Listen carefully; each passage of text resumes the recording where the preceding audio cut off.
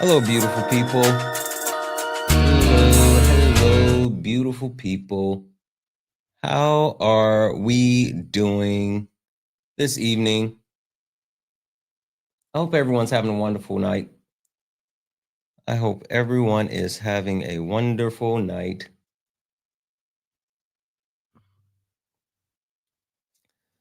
Guys, we're going to go ahead and get started here in just a moment. This is Late Nights with Santana.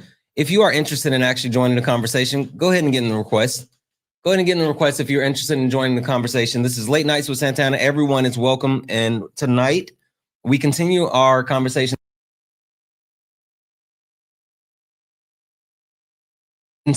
Breaking down the divide that is occurring within the two parties that are within the United States. And so again, if you are interested in actually joining the conversation, go ahead and get in the box. We're going to go ahead and start letting people in just a moment, but go ahead and get in the request.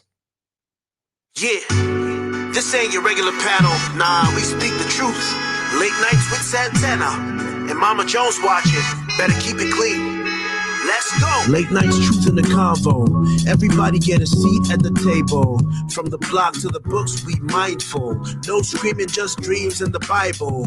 One mic, one voice, we build bridges from the heart of the hood to the world's big issues. Politics, pay, different cultures. But the real ones listen before they rebuttal. Late Nights with Santana. Yeah, Mama Jones watching, so keep it grown.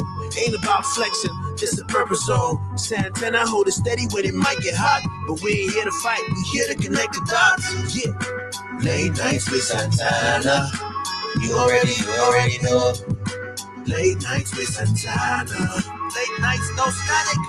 No highlight reel, just the soul's reflection. No shade throwing, just connection.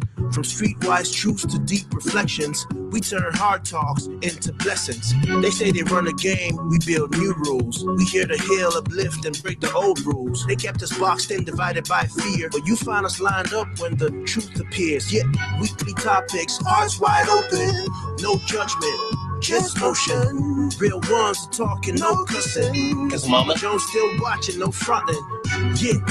Late Nights with Santana. You already know. Late Nights with Santana. Late nights, no static. Yeah, Mama Jones watching, so keep it grown. Ain't about flexing, this the purpose zone. Santana hold it steady when it might get hot. But we ain't here to fight, we here to connect the dots. Mama Jones watching, so keep it grown. Ain't about flexing, this the purpose zone. Santana hold it steady when it might get hot. But we ain't here to fight, we here to connect the dots. Weekly topics, hearts wide open. No judgment, just motion. Real ones talking, no cussing. Cause Mama Jones still watching, no frontin'. Yeah. Late Nights with Santana.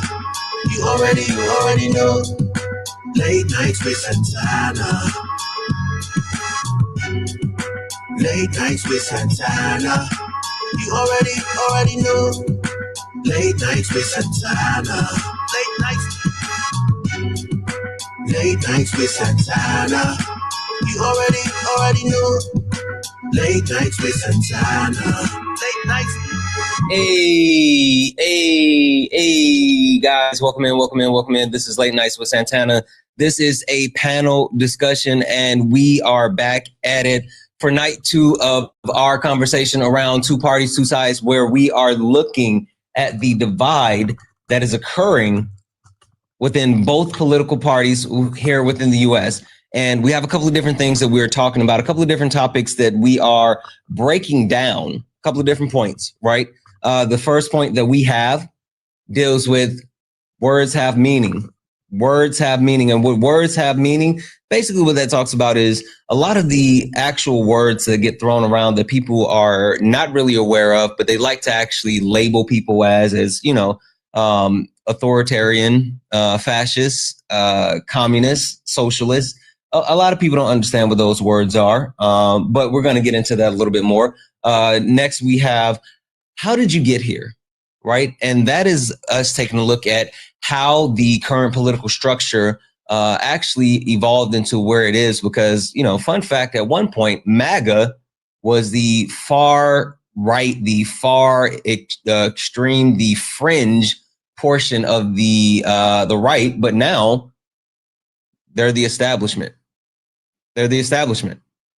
So we're going to talk about that. Next, we're going to talk about America First and what that actually truly looks like, what that truly means. And spoiler alert, there's a lot of similarities that people on the left and the right, they have when they think about America First. And so we're going to get into that. Last but not least, we will be talking about one side, two parties, and that is talking about how we move forward and actually try to build something that is sustainable for everyone. And more people want those things together versus wanting something that's just completely out of reach. So with that being said, if you're interested in joining the conversation, go ahead and get in the request. Any and everyone can join the conversation. This is not a situation where you have to be a quote unquote opposition to join. Everyone is welcome to actually join here on Late Nights. I'm going to go ahead and start bringing people in just one moment here. But guys, keep tapping the screen. Let's go ahead and get the likes up to 8,000 likes, please. Let's get the likes up to 8,000 likes. And I'm going to go ahead and start bringing people in. Also, I'm going to keep resetting the daily gift goal to these little 1 cent gift goals. If we can knock those out a couple of times, it'll help push us out to the FYP. And last but not least, if you have not sent your daily heart me, please go ahead and send that. Go ahead and send your daily heart me. It's only 1 coin. It'll help boost the live and push us out to the FYP. With that being said, I'm going to go ahead and start bringing people in. If you are interested in joining this conversation, go ahead and get in the box. To the point that I made earlier, you do not have to be someone that is a quote unquote op. You don't have to be in opposition. You just have to be someone that is interested in having the conversation. And I am really, really hopeful that we can get a good balance to the panel. I want to make sure that we have some type of balance on the panel and we get to have different viewpoints. So especially if you're someone that actually fancies yourself as far as being on the right, if you are someone who normally votes on the right, please go ahead and get in the request, because again, we really want to be able to have the difference in voices on the panel. Let's see here. All right, let's start here. All right. I think it's pronounced Keela. Is that accurate? Is that how you say your name, Keela? Keela, I'm going to send you a request to come off mute.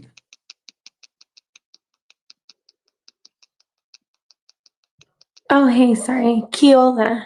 Keola. Keola. Sorry. Keola, how are you? I'm good. How are you? Wonderful. Keola, are you someone that normally votes on the left or the right? I would say I usually vote on the right. Okay. All right. Perfect. And quick question. If I ask you to give the widely acceptable definition of a communist or a socialist, do you feel comfortable in actually sharing what a communist or a socialist is? And you also have to swipe back into the app in order for us to be able to hear you. You're off the app. We won't be able to hear you.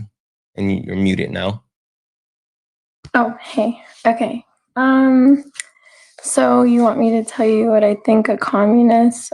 No. Just how do you feel comfortable, or do you feel secure in your understanding as far as what a communist or a socialist is? I mean, I'm not so secure in it, but I know with communists, it's like the government's in control. Okay. All right. Perfect. Give me just a moment here. We're going to circle back around to that. Thank you. One moment. Let's see here. Twins mom, how are you? I'm good, thanks. How are you, Santana? Wonderful. Are you someone that normally votes on the left or the right? Always on the left. All right, perfect. So question for you. If I were to say, hey, what is an authoritarian or what's a fascist? Do you feel comfortable in understanding or being able to explain what those things are? Yes. Okay. All right. Okay. Which one do you feel like you can give like a quick highlight of? So I think the highlight it's easier to point to an authoritarian regime, which is sort of where we're going, where Trump is owning parts of companies like Intel, so the government is starting to acquire parts of private companies. He's taking, quid pro quo bribes for himself personally, and then making policy that backs that up. So again, everything really goes back to this regime where they're all in charge and everything trickles down to the wealthy and nothing trickles down to the regular people. Okay. Perfect. Give me a second here. All right. Chewy, how are you? I'm doing pretty well. Some major life changes recently, but having a good night, and had to stop in. Okay. Well, listen, glad to have you. Chewy, can you tell the people which side of the aisle do you normally vote on? Most recently, I would definitely say left. I used to be a very centrist person. Sorry, 1 second. I thought that was you. I got it. Go ahead.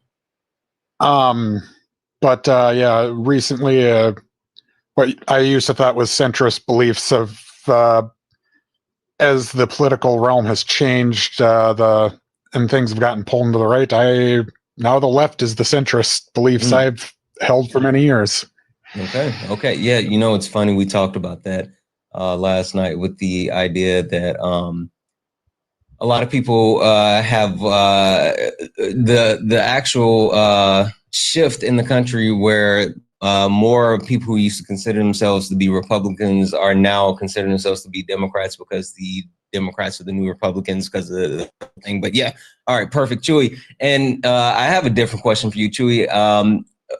When you used to be someone who actually identified as a Republican, were you ever called a authority, or were you ever told that you were supporting an authoritarian, or you were supporting a fascist? I never was told that specifically when I did support candidates of the right. The last major candidate that I kind of supported, I ended up not voting for him. I went third party because I had a weird thing for third party in Minnesota. That's with our voting setup, because it gives access to voting if third party candidates get so much votes that get automatic ballot access. So that's more of a Minnesota thing. But I mean, that would have been probably McCain era to give when I last really had I can get behind him. Okay. All right. Perfect.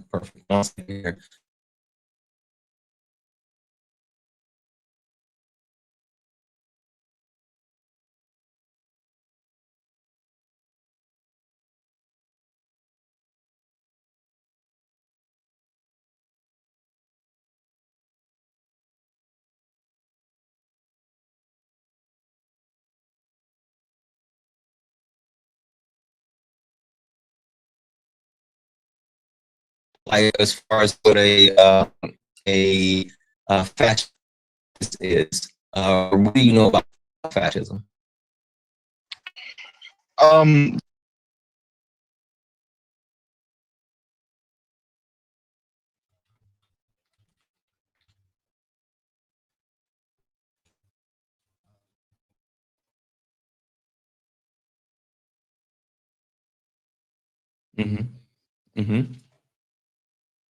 More of the hardcore support for fascists. Therefore, I would. Perfect. Thank you so much. Give me a second here. All right, guys.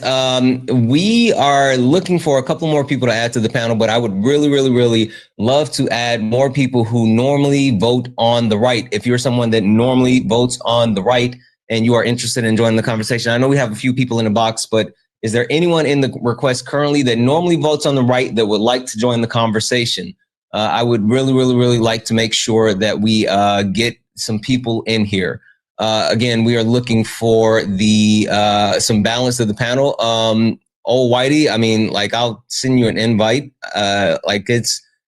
This is a panel discussion. You don't have to like spam weird stuff in the chat, I mean, you can just come up and use your voice. We're having an actual panel discussion. So I sent you an invite. Okay. What's the topic? It's the current split that is occurring within the both political parties and what that really looks like for the country and how that actually shakes out. Again, if there's anyone else in the actual request that is someone that normally votes on the right and you would like to join the conversation, go ahead and request up. Lewis, how are you? Oh, very good. How are you? Wonderful, wonderful. Lewis, are you someone that normally votes on the left or the right? I vote on the left. Okay, perfect. And Lewis, have you, your question is, has anyone, especially recently, accused you of being or supporting a communist when it comes to your political beliefs? No, not at all. Okay. Have you heard that thrown around?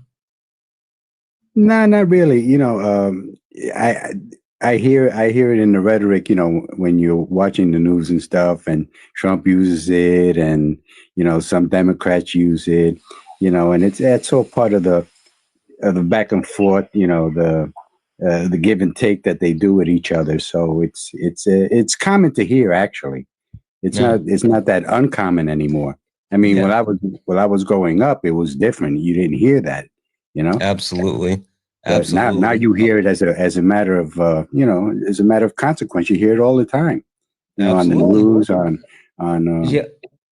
it's something that a lot of people are starting to use, and again, that's the dangerous part, because not a lot of people know exactly what it means, but they throw that word around. Okay, perfect. Give me just a moment here. And last but not least, Spencer, how are you?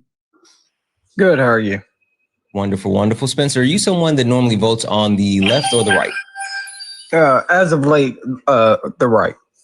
Okay, perfect. And Spencer, have you recently have you heard or been told, but because of your political beliefs, that you're someone that's supporting a fascist or a authoritarian? Oh yeah, absolutely.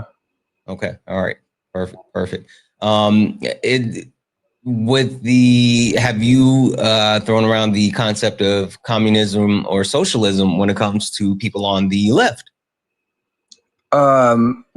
No, because I don't think most people, socialism. Yeah. Like that's a pretty standard,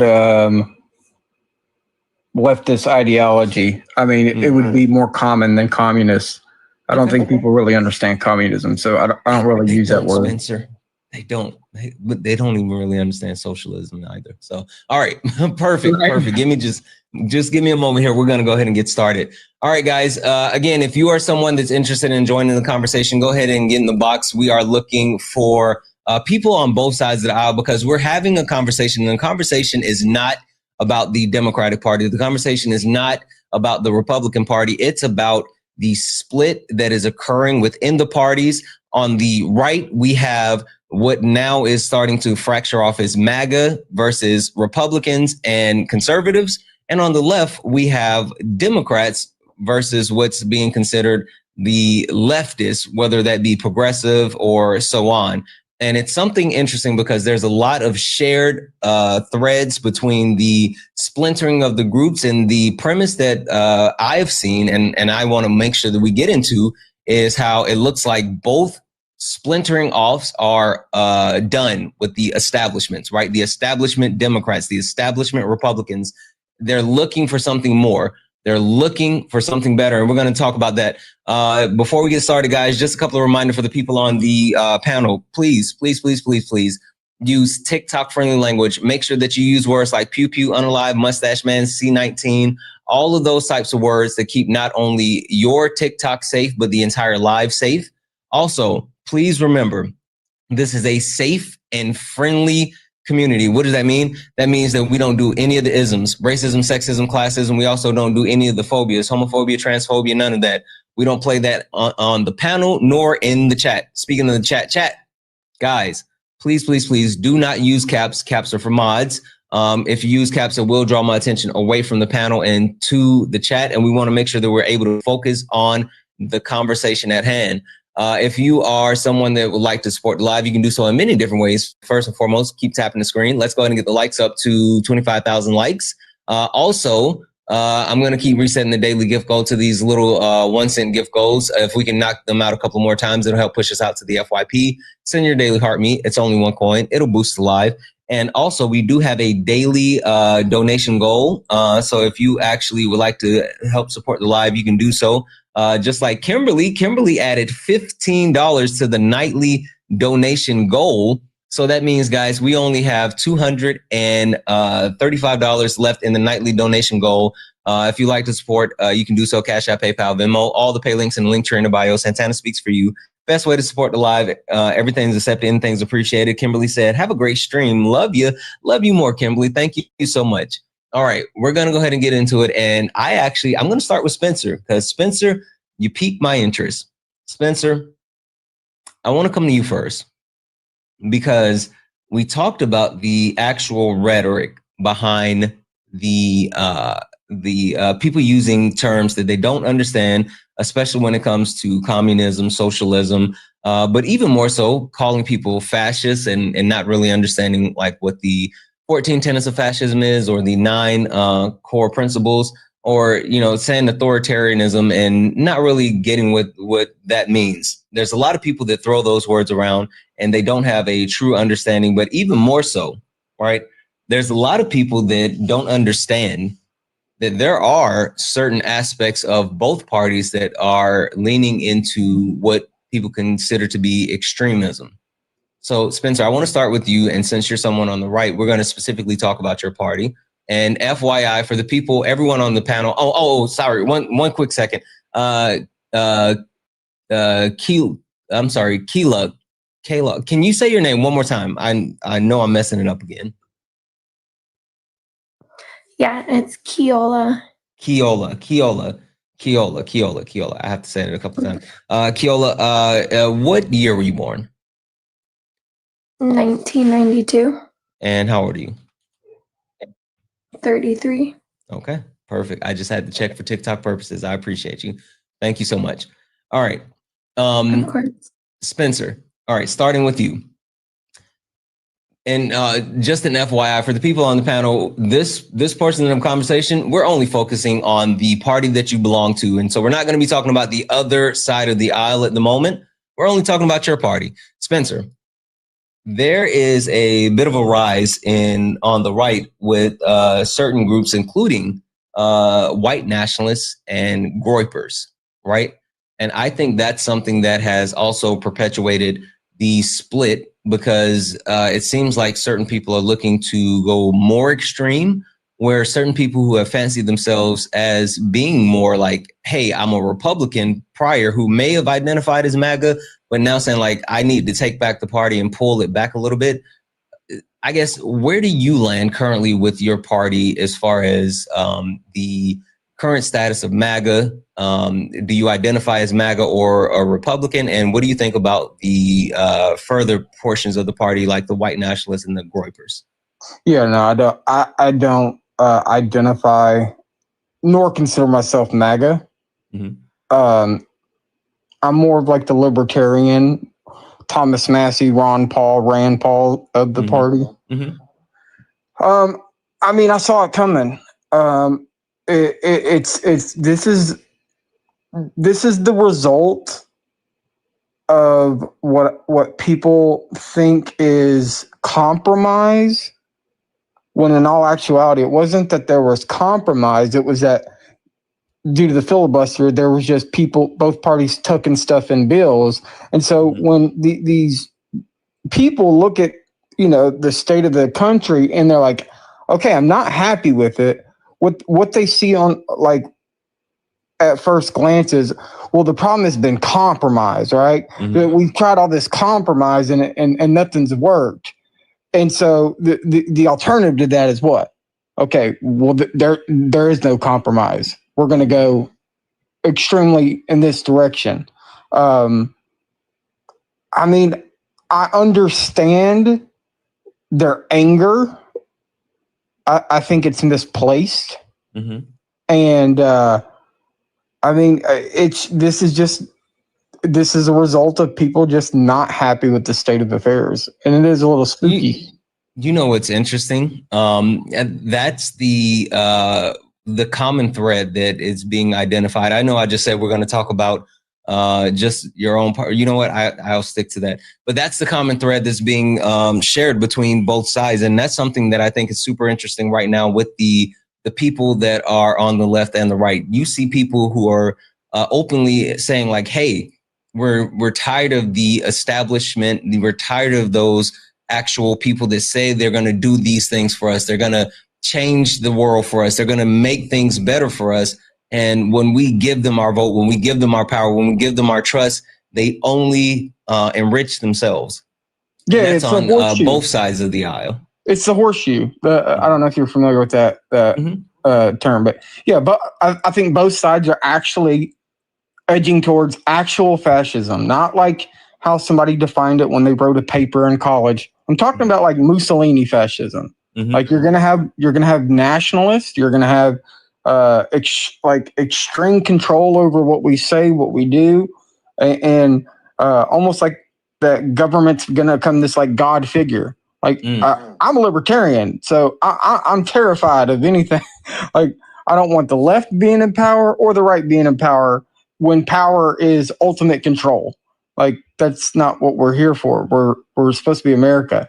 But yes, I absolutely see it. I do see the rise. I'm just going to stay within my party, right?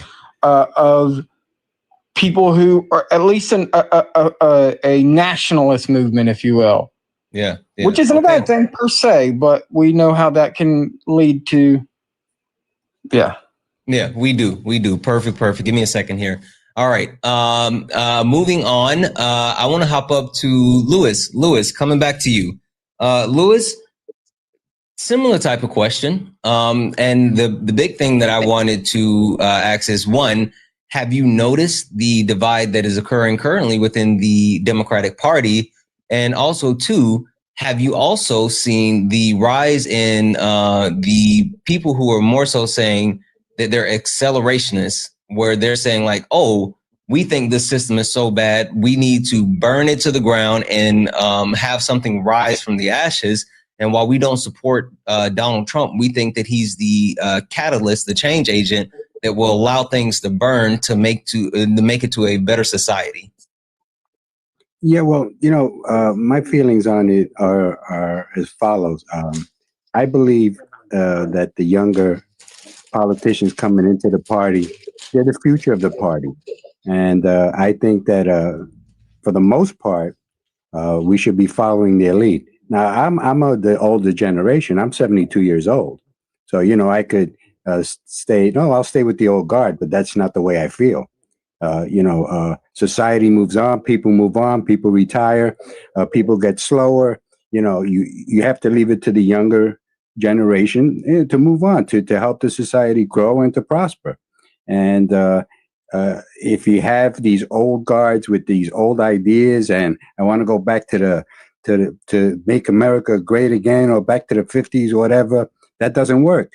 We got to move forward, and we have to move forward as a people, not just a party. Yeah, I agree, so and I just think that the younger generation has to take care of the party now. I agree, guys, and that's something that you have to actually do within society, right? You have to. I love. There's a great analogy about how like the different stages of your life where you're younger and you have all the energy, but no wisdom and no wisdom and no money. And then when you're a little bit older, in the middle portion of your life, you have less energy, but you have more money and a little bit of wisdom. And then when you're older, you have a lot more money, a lot more wisdom, but no energy. And it talks about how all three of those different portions of life, different people supposed to work together to actually build a society. Because, in theory, there's no point in your life where you'll have energy, money, and wisdom at the same time. So But the question I think have maybe there is, should be I think maybe there should be more, especially in politics, of mentorships. You know, yeah, absolutely. so that the younger generation learn from these people, and how a society, a free democratic society works, how legislation is done, how laws are passed.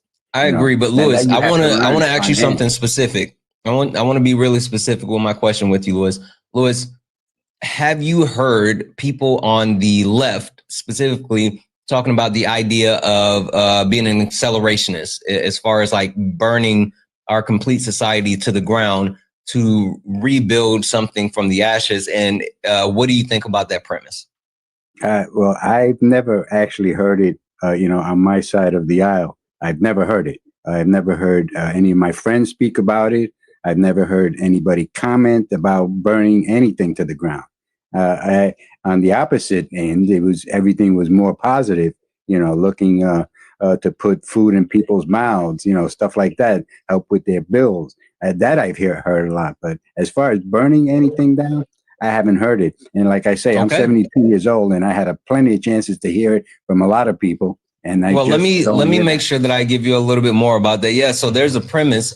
They're called accelerationists, right? And it's people that believe that like our society currently is in a place where things are so bad, right? Everything's unaffordable. No one has an actual pathway to any type of bright future, and the idea is that things need to change, and there's a normal progression where things will change over time, but it takes so long in order to get to the point of being able to get to, the ultimate idea of a equal society, that if we can somehow accelerate that and get a change agent in who's going to destroy things, that forces people to actually look for a change. And so that's something that has been shared on the left side of the aisle. You might not have heard about that, but that is definitely something that is a portion of a conversation. There's a lot of people say, "Oh, I voted for Trump, but I'm not a Trump supporter. I'm, a leftist, and I think accelerationism is the way forward." No, I've heard about it, but I just, like I say, my personal experience, I've never encountered it. Put it that way. I mean, I've heard about it on YouTube and online and stuff like that. Yeah, and you hear about it.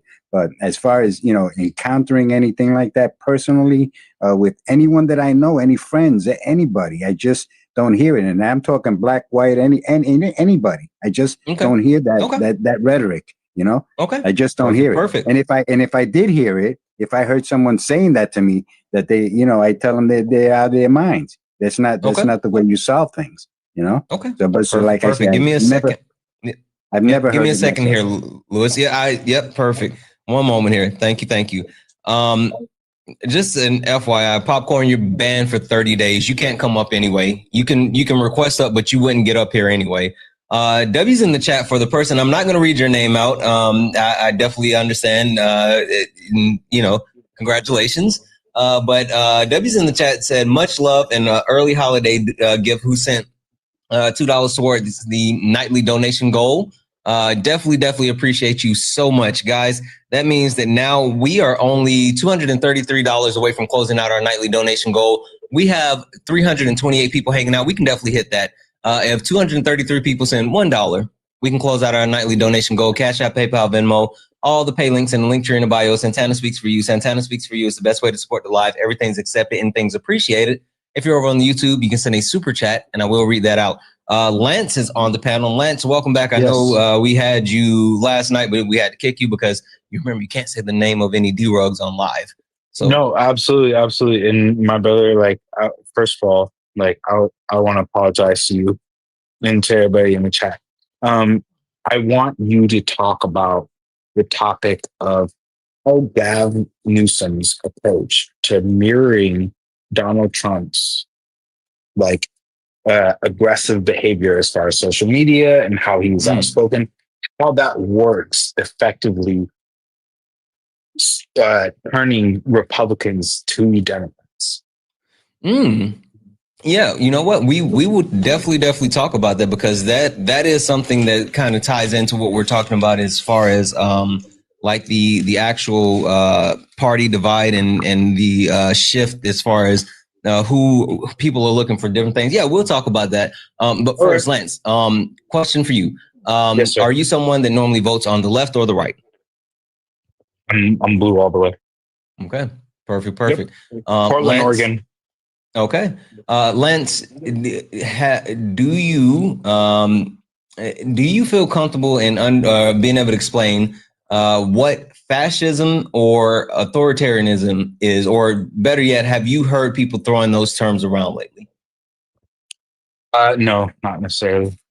Okay, all right. But I'm willing to learn and listen. That's why I want to be in this panel.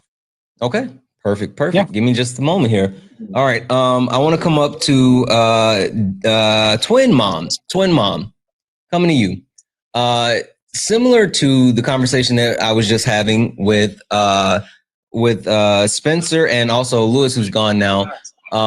Again, I would love to know, what are your thoughts on the current divide? Are you seeing the divide within the Democratic Party? I know that it showed most recently when it came to Zoran Mandani, who's a Democratic socialist, and how the establishment Democrats were not trying to support him. So have you noticed that split? And even more so, do you know about the further extremes of the leftist party, which are the accelerationists? So I'll talk first about Zoran and New York. I'm a New Yorker. I live right outside the city. I worked in New York City in the schools for 30 years. So my sister lives in the city. All my nieces and nephews live in the city. So, but also I'm Jewish. So some of the divide amongst the Jewish community and Zoran Mamdani is tricky, because he wouldn't, the whole intifada, he wouldn't denounce it at first, and it took him weeks to denounce the whole situation. So a lot of the Jews who live in New York were, split. It was a 2/3, 1/3 split for him and Cuomo, with Cuomo getting 2/3, even though most of us were done with Cuomo, which I think was why Schumer ultimately did not, and Hakeem had a really hard time coming out for him just at the last minute, because part of the split is that Hakeem and Cory Booker and Schumer all take AIPAC money. And the problem is, when you take AIPAC money, and AIPAC gave Trump $300 million, and then they give, Cory Booker money, and they give Schumer money, it's like, well, you're all working for the same, right? So the split is real. It's like, who do you serve?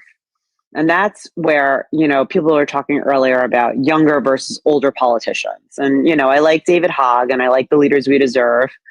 But also, as a leader, I work in school districts as a leader, as an assistant superintendent, and I lead large organizations. And, change is a process. You can't throw away the baby with the bathwater. You have to assess what's good and what's working, and then kind of make changes that are really pivotal to people's lives. Sometimes you do have to rip a Band-Aid off, and that's good. You can do that. But if you do too much of that too soon, like Trump's been doing with Doge and all these other things, a good idea quickly becomes a frightening idea. And it's a good way to get yourself, fired, basically, for lack of a better word. Yeah, well, and it sounds like you're spinning into the second portion of the question. So with that premise, right, where too much too soon, what do you know about accelerationism, and what are your thoughts? So I really have not heard that term, which is funny. I mean, I know of what you speak, like the other gentleman was saying, I know about it on the right. I'm 56, so maybe it's just, that I'm not young enough and cool enough, but I do have sons who are 24. One is a libertarian and one is in law school in Georgetown. So like, I have these different kids who are, talking to me about, the young people things. And obviously I work around young people, and I teach young people how to critically think. And those words to me are very, they're jarring. I mean, a word like acceleration, it immediately fires up, it evokes this emotion of like, you're going to burn it all to the ground. And so I haven't heard a lot of Democrats, certainly not older ones. I've not heard that term on our side. I know that is why people voted for Trump. Again, not having heard that term, but that concept is that they wanted him to burn it all down because it was all awful. Both sides were awful. Both sides are the same, right? When we know that's not true, but that's how people feel. What do they call it? The two wings of the same bird? Two sides of the same coin, right? Yeah. Yep. So I know that people think that way. have more heard it from people who voted for Trump, regardless of what they were. Like there are a lot of, Biden Trump voters, so I don't want to label anybody, but I do know that that is what drove a lot of people there.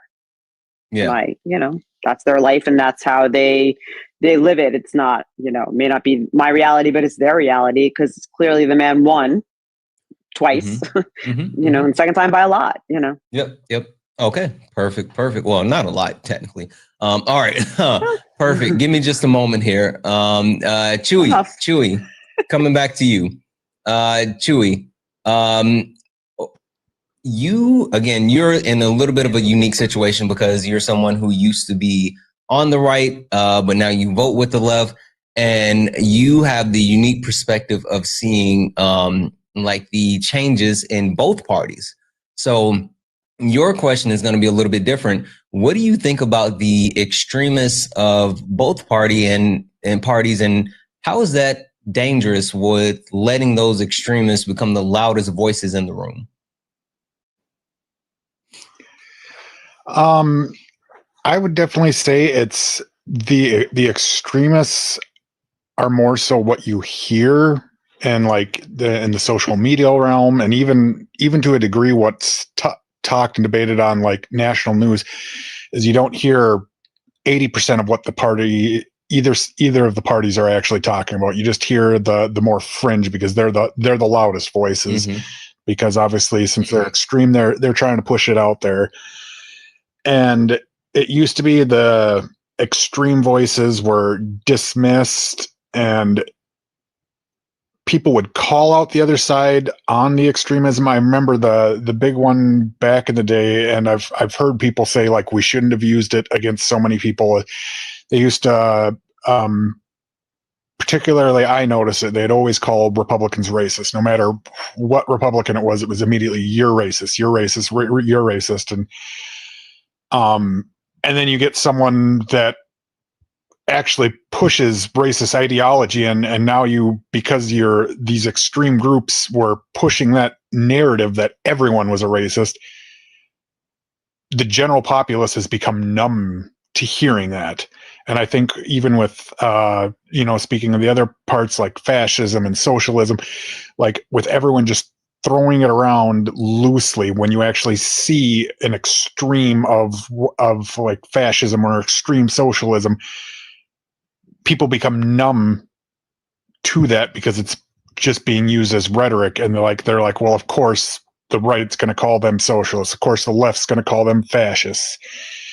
And then again, like I was saying, when you actually have someone that holds these tenets, whether at the highest power or even, throughout Senate, Congress, or even your state, down to your local, you've become so numb to it, you don't even hear it and you don't even see it anymore, when it's sadly now it actually is happening. And that's where I think one of the worst parts of the extremism, especially getting, the quote unquote airplay, it has numbed so many people. And I think that's also leads into that accelerationism where everyone feels like they just need to burn it down because of that rhetoric from the extremes. Yeah, I agree. And it's funny. I'm someone who is very specific about the words that he uses and what he labels people as. Because I've said this just like you did, right?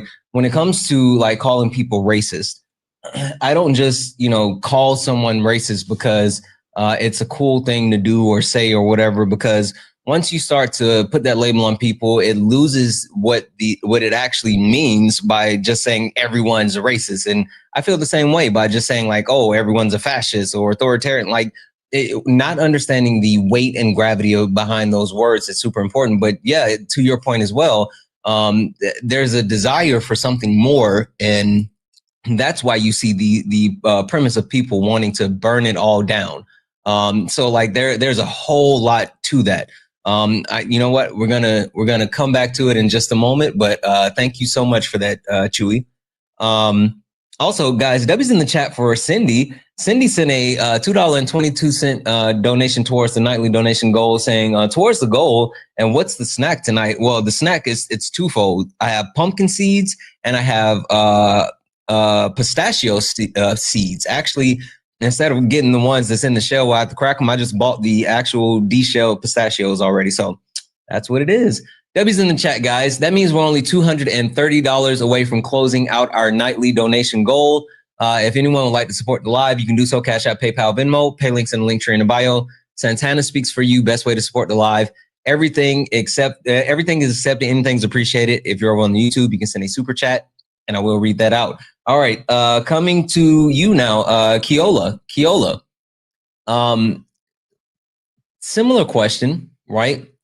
Keola, how do you feel about the current establishment Republicans, right? And would you consider yourself to be MAGA or a Republican / conservative? I mean, I wouldn't really consider myself MAGA. I never have. But I have tried to, and I would consider myself conservative Republican. I've definitely tried to look at the good in what is going on right now. And as far as from what I've seen, like I have seen, like, you know, the statement of 8 wars being stopped and the progress. And then no taxes on overtime, no taxes on Social Security, no tax on tips.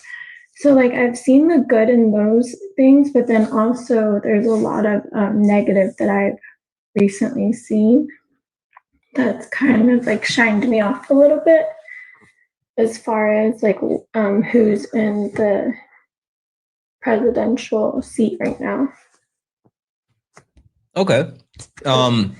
So I guess the question I have for you, because it seems like the split is being caused by people not necessarily feeling that things are being done that is focused on the American people, right?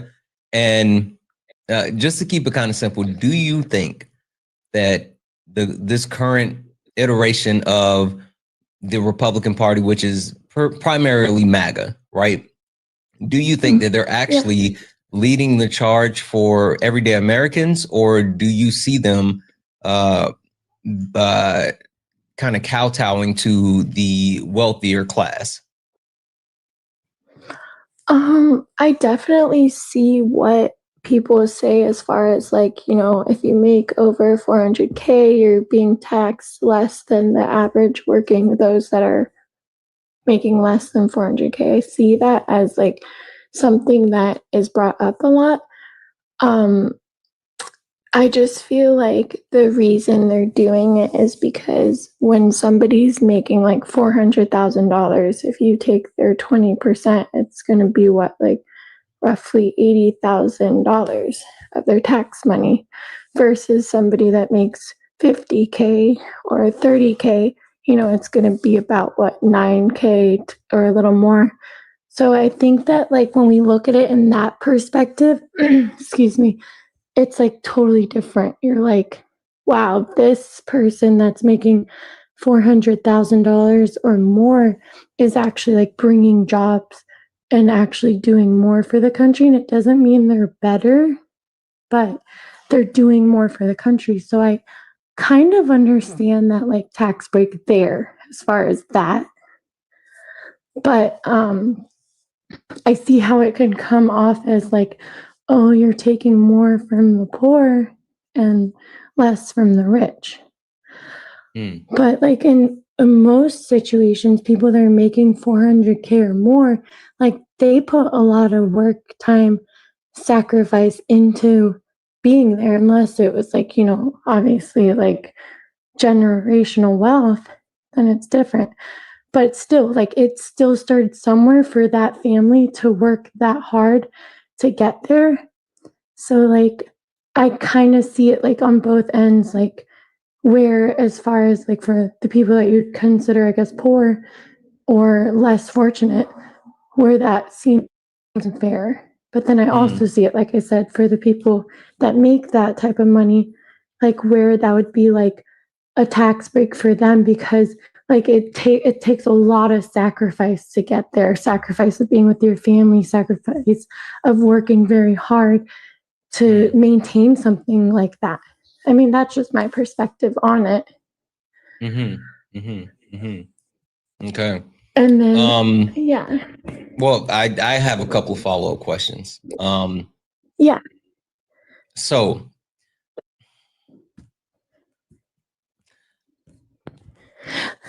the first question like I know is. Oh yeah, go ahead. Sorry. The first question I have is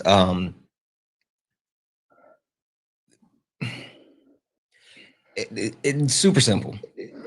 If you have $100 and I have $10 and right, we have to both give 10% of what we have, who is going to hurt from giving up that 10% more?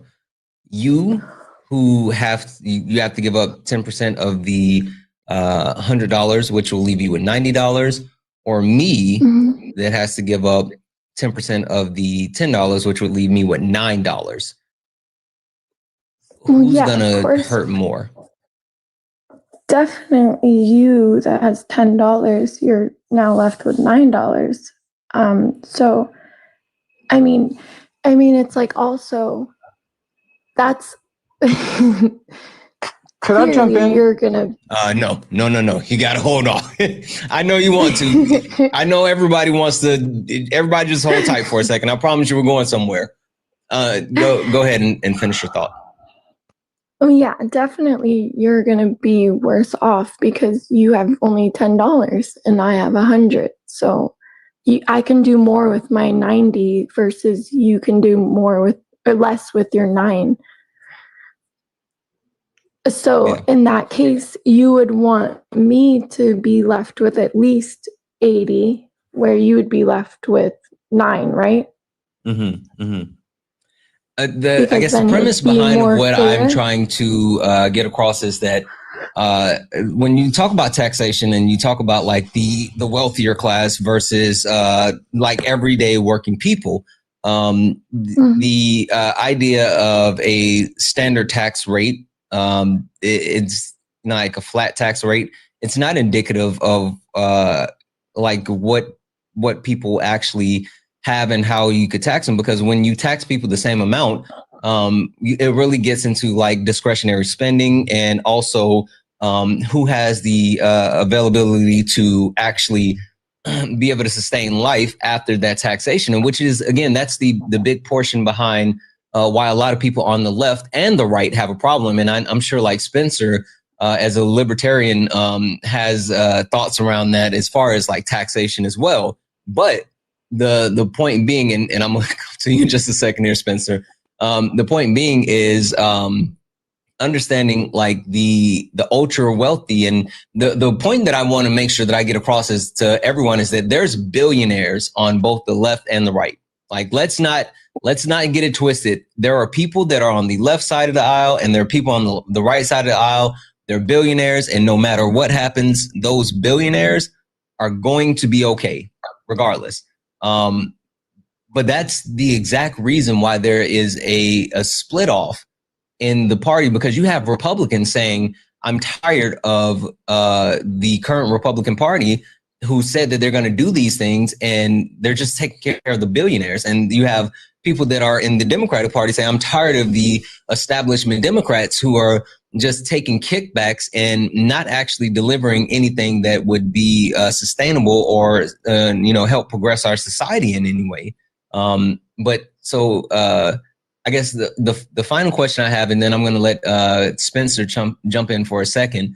The final question I have for you is your understanding of what this current administration is doing for everyday Americans. I heard you mention like the no tax on tips, the no tax on overtime, the no tax on Social Security. It's a bit of a fallacy in multiple ways, because It's kind of like workarounds. There's a cap on the amount that can that you can actually claim, and then also it's a tax credit at the end. Blah blah blah. Do you think that the current iteration of the MAGA party, of the Trump administration, is doing things that are helping everyday Americans currently?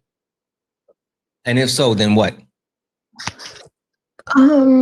Well, I think, like I was saying, like the tax on overtime and tips and all that and Social Security, I think that's very beneficial for the working class of Americans, because I know that when you're taxed on those things, it's just like more of your pie being taken from you for working hard. What do you know about the tax on overtime and Social Security?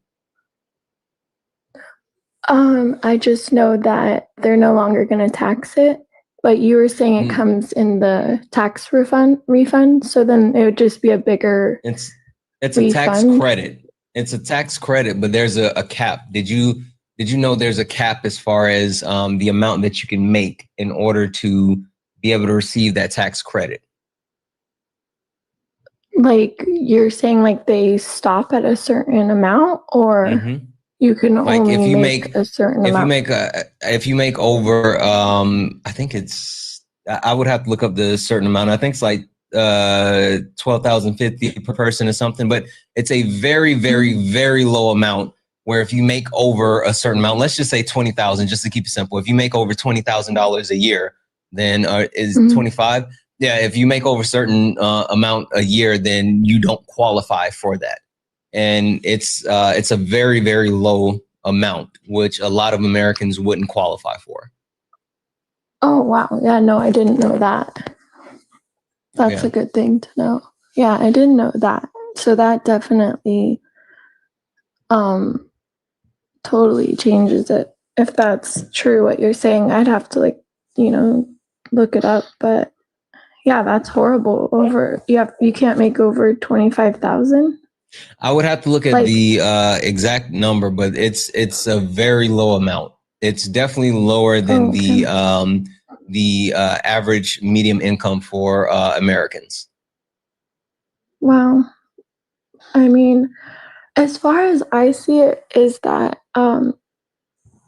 from what I've seen, is that the Republican Party wants people to work for their money, while the Democratic Party kind of wants you, in a sense, to rely on the government. So it becomes like where people are just used to of taking benefits, which I'm not against benefits whatsoever. But I think that when a person gets so used to of having the handouts, they no longer know how to be self-sustained. So they're just if such as the shutdown occurs, they don't know what to do in that case, because they're now stuck in this place of well, I don't have this anymore, versus the Republican Party, they're just go and work hard, and we don't mind helping, as long as you don't just rely on it, for 10 years, or for, just always standing in that same place. They want growth. And that's what I appreciate, because when people get stuck in that same slot, they don't see growth. And it's, and you feel the Republican Party is encouraging people to grow. Yes, to work hard for your family, work hard for what you have. But it's okay to help people, because some people, are born into poverty, or born into a family that doesn't have as much as maybe the other side, whether it's Democrat or Republican. So it's just important to know that we're here in America, and there's so many opportunities. There's so many things that each individual can apply themselves to and actually become successful. But it's all self, it's your own self ambition. Okay. And all right. Yeah. Hold tight for me just a second. Of course. Okay. Spencer, I'm going to give you the floor first. I know you were trying to hop in earlier. Thank you. I just this is, I guess, my problem with the left is that they have just a fundamental, I would say, zero understanding of actually how taxes work. Wait, and you're referring to me? No, the left in general. People in the comments mainly. Like, I wanted to give an example. You gave her the example. She has $100. You have $10. The actual you do understand that she's on the right. Yeah. So okay. I'm gonna give you the example of how it actually works today. She would pay $24. You would get $2. You wouldn't pay a penny. You would actually just get free $2. Tax credits are refundable, past liability. So the most recent data we have is 2022. We had 153 million tax filers. The bottom half, and I mean half of the country, had a negative tax liability, meaning as an entire group paid not a singular penny after you account for refundable credits. Those same people are now asking to take more from the group of 1.5 million Americans who paid almost half of the entire burden. I think the problem is they're upset that there is a wealth inequality, and there absolutely is. But no amount of taking from the rich is going to fix the core issue of why there's wealth inequality, which is the debasement of the dollar through inflation, through basically government deficit. But to say that that our taxes, I think people are just confused that rich people do pay a lot of tax, but we don't have a wealth tax. So if there's no income, just because their on paper assets appreciate, we don't have a wealth tax. So of course they're not going to pay tax on it because they didn't have income. We're only taxing income. And I think Spencer, do you think taxes are too high right now on the wealthy and high earners? Hold on one second, Adam. Hold on one second. Go ahead and finish that point, Spencer. Yeah. So the issue is that I think people are like blurring the lines between a corporation and like an individual, right? Like we need reform on the corporate tax side. There's too many loopholes. I shouldn't pay more than Verizon, right? But if Elon Musk's companies all make a boatload of money, but he's not taking an actual income, he's not going to be taxed because we don't have wealth tax. We have income tax. But even so, is my question to the left would be, how much of a tax break are you going to give to the poor if they have a negative liability? You can't cut them anymore. Like, they're already not contributing. They have a negative liability. Okay. Hold that thought just for a second here. Adam, how are you? I'm good. How you doing? Wonderful, Adam. So this is a little bit different. This is, I don't know if you've ever seen Late Nights, right? But Late Nights is a panel discussion. We have like weekly topics. This week, the topic is the divide that's occurring within both political parties. On the right, seeing the split off where more people are starting to say now, like, hey, I'm not MAGA, I'm a Republican, I'm conservative. But then even looking at the fringe parts of the group with the Groypers and the white nationalists, and then also the divide on the Democratic side of the party with the Democratic Socialists, the support that hasn't been received for people like Zohran Mamdani, AOC, and even Bernie Sanders. And then also speaking to like the quote unquote extremist parts of the party with like accelerationists. And we're just looking at like the common thread that occurs within both parties, where you see those people who are upset that like everyday people aren't being taken care of. Right. And, that's why that certain divide is occurring. But we kind of got going into an interesting conversation.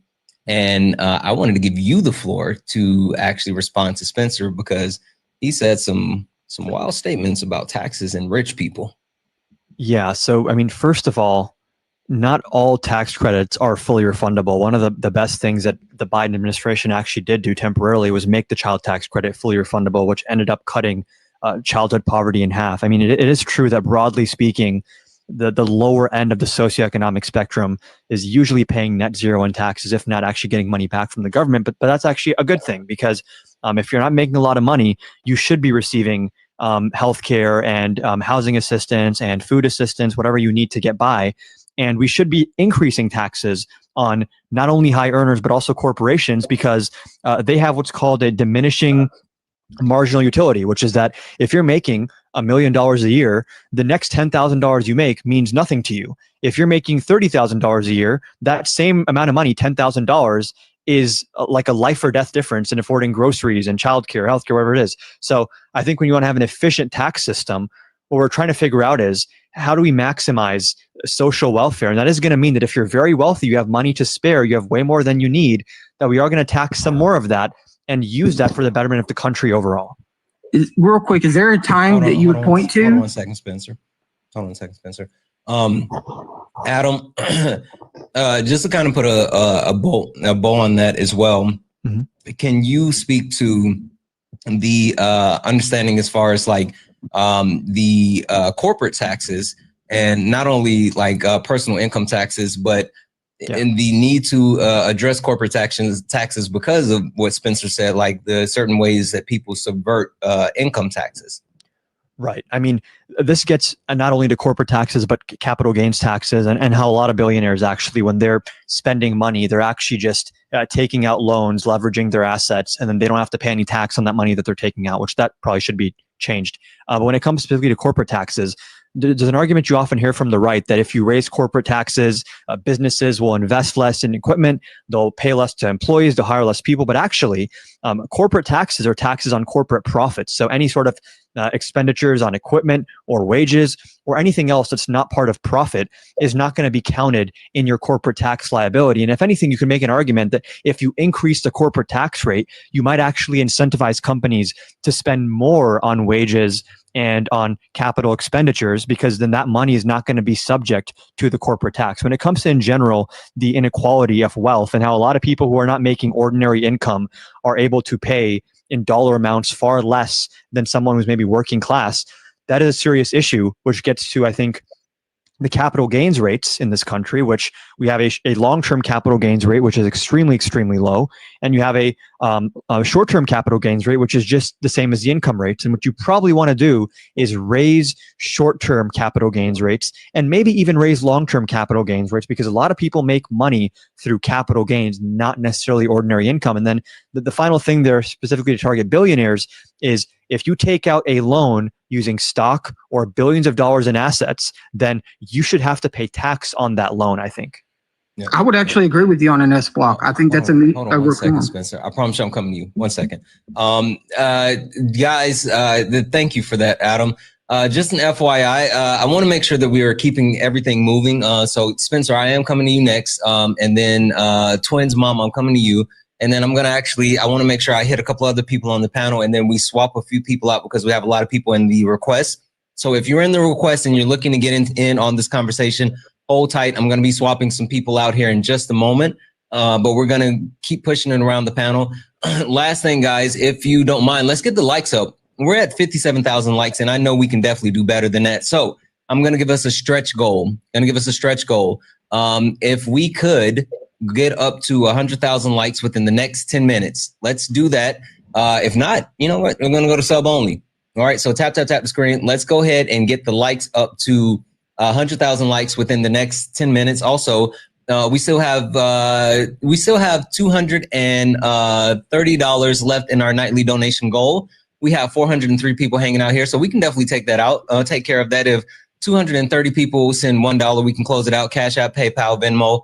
All the pay links in the link tree in the bio. Santana Speaks for You. Santana Speaks for You is the best way to support the live. If you enjoy the information, education, entertainment, please consider donating. If you're over on YouTube, you can send a super chat and I will read that out. Spencer, sorry, floor is yours. And then after that, I want to go to Twins Mom. Just brief question. Adam, do you have like a time in American history where you think taxes were like a good model and things worked? Not necessarily. I think we probably need to reimagine a lot of our tax code. Well, because I often hear like the argument of like the 90% marginal tax rate from the 50s. Everybody that I've talked to on the left seemed to think that was a great time for the middle class. I mean, a lot of that was because of the post-World War II industrial boom in the United States. I was actually going to say, even when we had a 90% marginal tax, the effective taxes paid by the rich was lower than it is today. So you would actually be, if you go through time and you look at every time we do these tax cuts, it seems to benefit the middle class and the poor. I mean, after the TCJA, the rich pay a larger percentage of the total taxes. The burden shifted. But look at the Gini coefficient. Like wealth inequality was actually closing. Look at Clinton. Clinton's second term, he cut taxes. He cut capital gains tax by 8%. We had a surplus and 47 cents of real wage growth. But when he raised taxes in his first term, wages grew by like 2 pennies. So I think people are often looking at the symptom and not the cause. And I would argue that no amount of taxing, I don't care if it's 80% of their wealth, isn't going to fix why that there is a problem to begin with, which is why is there wealth inequality? Well, that's because the people at the bottom don't own assets. And if you don't own assets and the dollar keeps depreciating, you're getting robbed. It is funneling all of your wealth to the rich because they own assets, they own stocks. So they benefit from inflation. And when I say inflation, I just mean like the debasement of the dollar. That's the core issue. And I don't hear really anybody from either side really addressing it. Not going to land there. Okay. One thing that I do want to call out, and I don't want to get into a debate because this isn't a debate, but while the effective tax rate on the ultra wealthy wasn't what actually strengthened the middle class after the Great Depression, it was having the higher corporate tax rate as well, which helped strengthen the middle class and pull us out of the Great Depression. So, I mean, I think that we would be remiss if we overlooked that at all. But perfect. Give me a second here, Spencer. Yeah, no, we agree on the corporate side. That needs overhauling. I'm not debating that. Yeah, absolutely. And also, W's in the chat for get back here. W's in the chat for Keola. Thank you so much for the $1 donation, Keola. I really appreciate you adding the $1 to the nightly donation goal. You're awesome. Twins mom, the floor is yours. What would you like to add? I mean, just quickly, like something that nobody really ever talks about that much with regard to taxes is that, Keola was talking about, people who make over $400,000 and they work hard. And I have to tell you, Keola, as somebody who's, in that neighborhood, I can tell you that most of us work a 40-hour work week for that kind of money. We live in expensive places, so it sounds like a lot of money, but because of where we live, it's not as much as it might be elsewhere.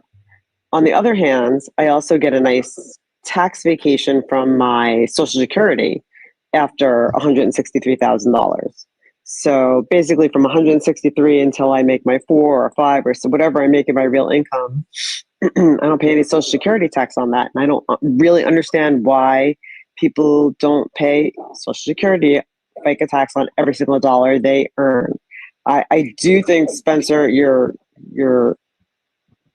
not correct about if there is a way to bring more money in, get the deficits down. I think there are ways to do both. I think there needs to be corporate overhauls. I think a lot of things needs to be overhauled. But in terms of the flat tax always sounds like a great idea. It's not. Obviously, like Santana was explaining, it's ridiculous. There is a point where people who are poor need more money to buy food. Food costs the same amount of money no matter where you live and how much you make. Mm-hmm. So you need more money, real dollars, to be able to buy your food. Otherwise, you're going to end up on government assistance. So, a simple thing, like I said, one of the simpler things, those capital gains taxes, certainly, listen, you can buy a lot of homes and sell a lot of homes, make $500,000 on a house, never pay $1 on it. No taxes. And people don't realize that the wealth is baked in when you are able to buy a home and buy another home, you just get lots of things that you're not taxed on. But I think it's the simplest thing would be to just tax everyone in FICA on Social Security on how much they make all the way up. I don't really understand why we don't do that. It really doesn't make any sense to me.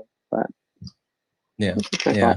I think that I'll say this. I think that our overall tax structure is broken. Period. Mm-hmm. And it's not something that's going to be beneficial for everyday Americans because everyday Americans don't know or have the ability to exploit the loopholes that ultra wealthy people do. And I mean, that's another advantage. There's an actual understanding that the ultra wealthy people, the reason why they pay accountants, CPAs, things like that is because they pay them to find the loophole so they can pay less. And so they would rather pay them more to be able to pay less through Right. loopholes than just to pay the actual tax. My dad was an accountant. My whole family, my sister, my nieces, they're all CPAs. My dad I would was do my going to be a taxes every CPA, year. but I So wait, decided like I see? didn't want to My finish that dad would off. call me up every year. He'd do my taxes and he'd be like, "Did I get you enough back? I'll find you a few more dollars." I mean, Oh, yeah. literally, he would Yeah. always be able to find me a few extra bucks, pay a little less, get a little more back. There's always, because again, he would do things that, whatever he would do. And it was different So in the razzle 80s for dazzle. computers. Absolutely. So I want to hop into Chewy and see you can what drop me Chewy, down. I'm going to go to bed. I got to get up for school. Okay, no worries. Thank you so much. I But appreciate thanks. having you Have a up. great night, everyone. Chewy, I want to give you the floor for a moment, but I want to come back to Keola because I want to make sure that she has an opportunity to speak as well. But Chewy, I want to get you in, and then coming to Lance, and then Dale. Chewy, are you there? Oh, there you go. Yep, I'm here. What you got for me, Santana? I was just wanting to give you an opportunity to chime in on this because it seems like I thought we all had an agreement, but it seems like there's a little bit of a split on the panel now. Apparently we're debating, not debating, but there's a little bit of a divide now as far as the wealthy paying taxes and how that should actually be rolled out, whether or not they pay their fair share, whether we should look at a different taxation system. It all really stems to some of the anger that occurs on both sides. And it goes back to the comments that I made that there's billionaires on both sides who are going to be fine no matter who's in power. But apparently there's some, I guess, a little bit of a pushback as far as the ultra wealthy and their current tax system, whether they should be taxed more or whether they should be taxed less. Yeah, so obviously I think most people are in agreement on the corporate. Like Spencer seemed very much on board with that. Everyone, I think we all realize corporations have bought and paid their politicians on both sides to make sure they are taken care of first and foremost. As far as individuals go, I definitely think there does need to be reform to incentivize them, if they don't want to spend the tax money, to spend it elsewhere to stimulate the economy.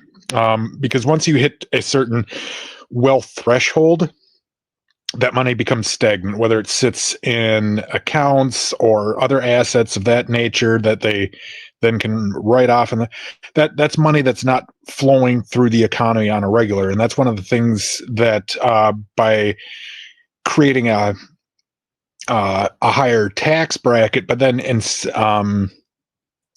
dropping the realized rate is usually encouraging spending, whether it's spending into the economy, spending into your business, all those things. And that affects both individuals and corporations. And by incentivizing us to spend money, that helps all aspects, especially that's usually when we see wage growth, because again, you would want to, if you're a small business owner, hey, if I pay all my guys another $2 an hour, they all get ahead. And then by the end of that, I'll actually make more money because I will get a tax break because I've now spent into my employees. So there's ways to do it that again incentivize you to spend money, to save money, and to make money, and that keeps money flowing into the economy. And I think that's the biggest thing we need to look at in our tax breaks is how do you get the money to flow back into the economy and not sit stagnant and just your savings accounts, your 401ks. Everyone always talks about the stock market, but realistically, what is it? Someone will have to fact check me, but like it's an absurd amount. Like 80% of stock is owned by like 10% of the people. I mean, like Absolutely, all of our 401ks combined together don't equal jack compared to what Elon Musk owns in stock, and that's where if we incentivize people that have large amounts of wealth especially in those areas to spend that money, it rolls through the economy and ultimately it comes back to them. That's like one thing that they also don't realize. When Walmart was getting criticism years ago. I mean, they still are terrible, but when they started doing their wage increases, they actually saw their profits go up because the very people they were paying those wage increases, crazy thing is they spent the money at their store that they worked at. So there was money rolling right back into them. When the poor have money, we do this crazy thing. We spend it. Exactly. And, you know, that's the key piece that a lot of people actually don't really engage with when they talk about the actual tax cuts and, you know, just the taxation and then also reinvesting in people. Lower income people tend to spend more of their the income earned versus the more wealthy tend to reinvest or save that additional income. So even though there is the tax burden that ends up landing on the ultra wealthy, the actual people that's spending the money and keeping the economy moving are those people that actually are in the lower tax brackets. And Chewy, one last thing for you, because then I'm going to swap you out. I think that you and I have agreed on this, and we understand, like when it comes to the progression of our society, right? We know that these billionaires are lining the pockets of politicians, and they're doing so in order to keep them in comfortable situations. Why do you think that there are certain people, certain parts of our society still who aren't really, I don't want to say don't understand it, but at the very least, doesn't seem like they engage with the premise that politicians are bought and paid for, and like the ultra wealthy is the ones that are making sure that they're taken care of, not the everyday person? Simply put, messaging. It's both sides do the same message, but on the different side of the coin. How they phrase it, but it's the same thing, where they convince you that if you do what they or vote for them, that they will make it better for you, where realistically it's always just benefiting the people that are actually putting the money into their pockets. You know, you spend $1 million to make 100 million. It's simple math for them, and that is why we need like mass reform. I'm assuming Spencer would probably be on board on this too, overturning Citizens United. I remember when I was more libertarian leaning. Yes. I'm a capitalist. I hate what we when have. that came out, I went psycho. Yeah, listen, this is something we could all unite on, which is I want capitalism, not corporatism. Well, I think there's a couple of different things that we can unite on, and we're going to get into something next that I think that we can agree on, or maybe we don't. But we're going to get into it. But go ahead and finish your point, Chewy. But yeah, and it kind of falls in with the messaging thing I'm talking about. Is I had some of you know that have follow me around or see me up here. Like I'm running for my one of my state house seats. Are you? And I was at Since when? Yes, I am been starting my run the last few months, kind of kicking it up. Actually, this is the first time you've been up here on the panel multiple times. You've never mentioned it. I thought you knew Santana. You got to hang out in Hector's lives more now. Yeah, absolutely. But I was at a DFL. For those unfamiliar with Minnesota politics, DFL is the Democratic Farmer Labor Party. But I was at a fundraising event yesterday, and they were talking about messaging again, and they pushed the keynote speaker pushed the centrist talking points.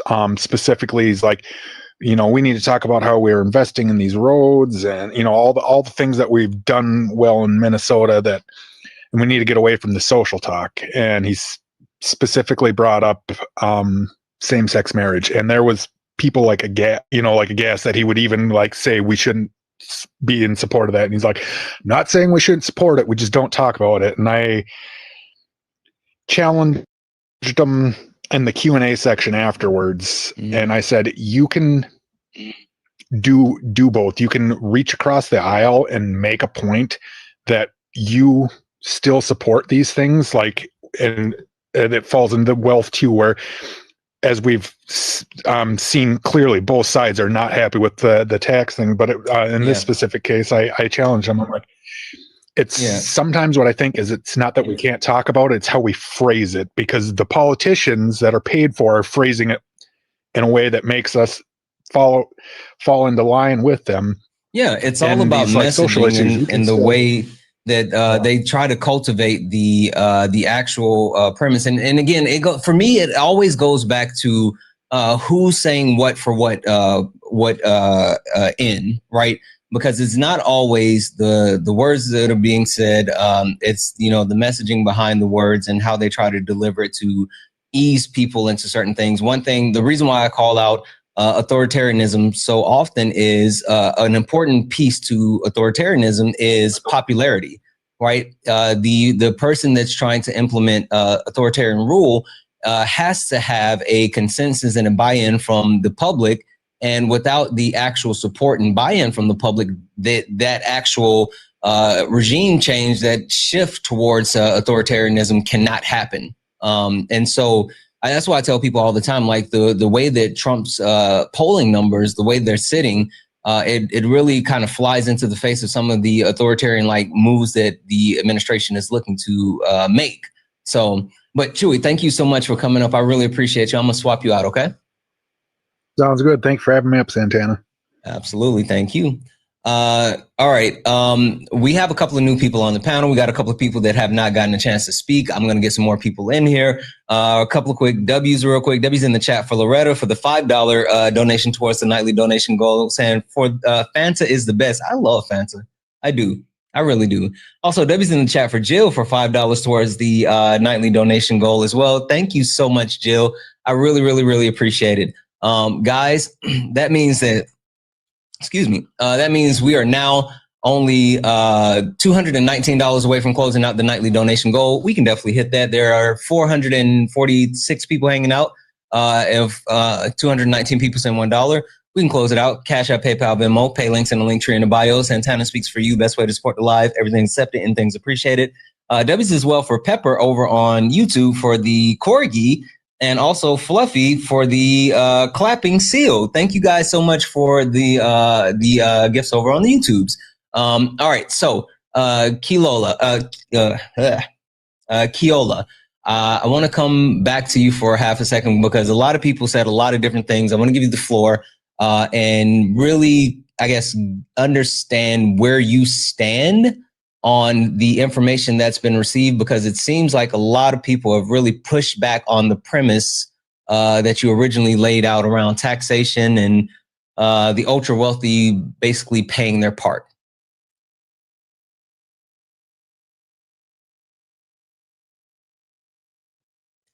Keola?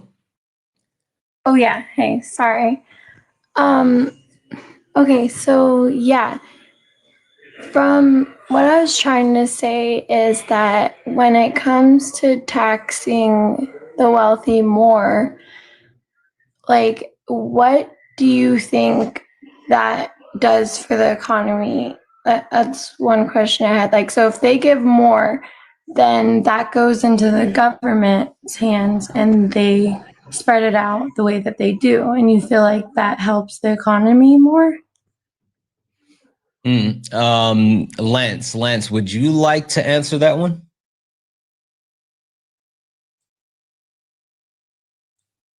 Lance, are you there? Lance, I'm going to send you a request to come off mute. Because I know earlier you said, like, if you had $10 and I had $100 and you had to give your dollar up and I had to give my, and I'm left with my 90, I give up my $10. Like, what came to thought is like, okay, let's say, like, what are you going to do with your $9 and what am I going to do with my 90? Like, I know when I ran a business with my $90, I had to put in costs that if like the business couldn't cover it, I had to take it out of my own pay. and cover it just to keep the business flowing and going. Okay. Well, Lance, I would you mean, like to yeah. I mean, ideally, like it would bridge the gap between the billionaires and the middle class, right? Mhm. So, like when we're talking about how important that contingency fund was for all of us, right? Like that money would go directly to help supporting like the kids who need food, right? So there are a bunch of billionaires in the world who don't really care about us, but like the idea of democracy and everything that we stand for is to help bridge the gap and make it more relatable for us as people middle class, low class, or billionaires, so we can all stand on the same front, right? Right. So as far as like you're saying, so like if you take from my 100 more, then you feel like you'll be like the country will be able to feed more kids and more families. Ideally, But just because you took more of a higher tax, you feel like that's going to supplement, like, let's for instance, SNAP, like, because as far as from what I've read, SNAP has the money to pay out all those individuals that are on SNAP in the country. So would that mean now all those SNAP people that are receiving SNAP would receive more money because you took more from the rich? Is that ideally like what you think would, like, that's what you ideally think is what would happen, basically? well, I mean, I think that I think we all pay our own fair share, but like with a certain person giving like cuts, right? Like that kind of like it removes them from like what we are doing as a people. Yeah, Am I wrong, let me Santana? hop in. Let me hop in for a second and Correct like me if I'm really wrong. kind I'm of sorry, bro. no. Let me speak to this because, or actually, Adam, would you like to jump in? Sure. And I'm actually going to hop off after this, but Yeah, no worries. real quick on Keola's question, we actually have an answer to this question about does it create more economic growth if we are, letting businesses or the wealthy keep certain amounts in taxes versus the government spending it. This is called like an economic multiplier, basically. And what we know is that, for example, with corporate tax cuts, for every $1 you cut in corporate taxes, you only get 20 cents of economic growth. Not a great deal. Versus that same $1, if it's spent by the government, especially on infrastructure, you get $2 to $3 of economic growth. Because oftentimes, if you're making life easier, for example, for a working class person, reducing the pressure on them to afford education or healthcare or something else or housing, then that extra money they then have, they're going to put that into the economy, right? Like the less money you have, actually, the more you consume as a proportion of your income. And I think there are a lot more productive ways to be spending some of this money, whether it's reinvigorating our schools, our bridges, programs like SNAP or housing assistance to make sure that people that actually keep the economy going, like a lot of essential workers or people in the service industry, whatever it may be, that when they actually have more breathing room thanks to these government programs, which are funded by tax dollars from the wealthy, that actually trickles up. I mean, there's a lot of talk about trickle down economics, but actually trickle up economics, demand side economics is what really works and has been proven to work time and time again, which is that if you are taxing money and putting it towards programs that have a big return on investment, whether again it's healthcare, education, infrastructure, that actually is better for the country overall. Real quick, Adam, but that's only true at a certain debt to GDP. Isn't it also true that the multiplier can be negative, meaning for every dollar the government spends, we can actually lose GDP? Like, I think that's important to like not leave. Sure, that. It depends on how it's being spent. And yeah, actually, like our current state. Hold on, our current state of our debt to GDP. Are we not already at a negative multiplier or pretty close to it? So I don't. You can't have a negative multiplier in general. It depends on like what type of spending. Hold on, no. You absolutely can. Like maybe. Hey, hold on 1 second. I'm good with you guys going back and forth, but make sure we're not jumping over each other. And Spencer, let Adam finish and everything. So, but what he said is correct. Yes, there are these theories that, well, if the government spends $1, we actually gain $3 or $2. There is a multiplier effect, but that can also go negative once your debt to GDP ratio is out of whack, and which ours is. But again, I always go back to it. Like, what we're arguing for is, let's take more money to paper over the inequality that we're all agreeing that there is an inequality. And yet, this is my biggest issue with the left is like, where is the talk about addressing why is there wealth inequality? Just like, here, take your medicine, doctor. My back hurts. Okay, here's some pain killers. Like, why not? Oh, let's see why your back is hurt. Oh, you have a slipped disc. Like, we always look to paper it over. And I don't think taking money from one group to redistribute it is actually getting to the core. It's not going to fix the inequality. And it's okay. But is Argentina's back hurt?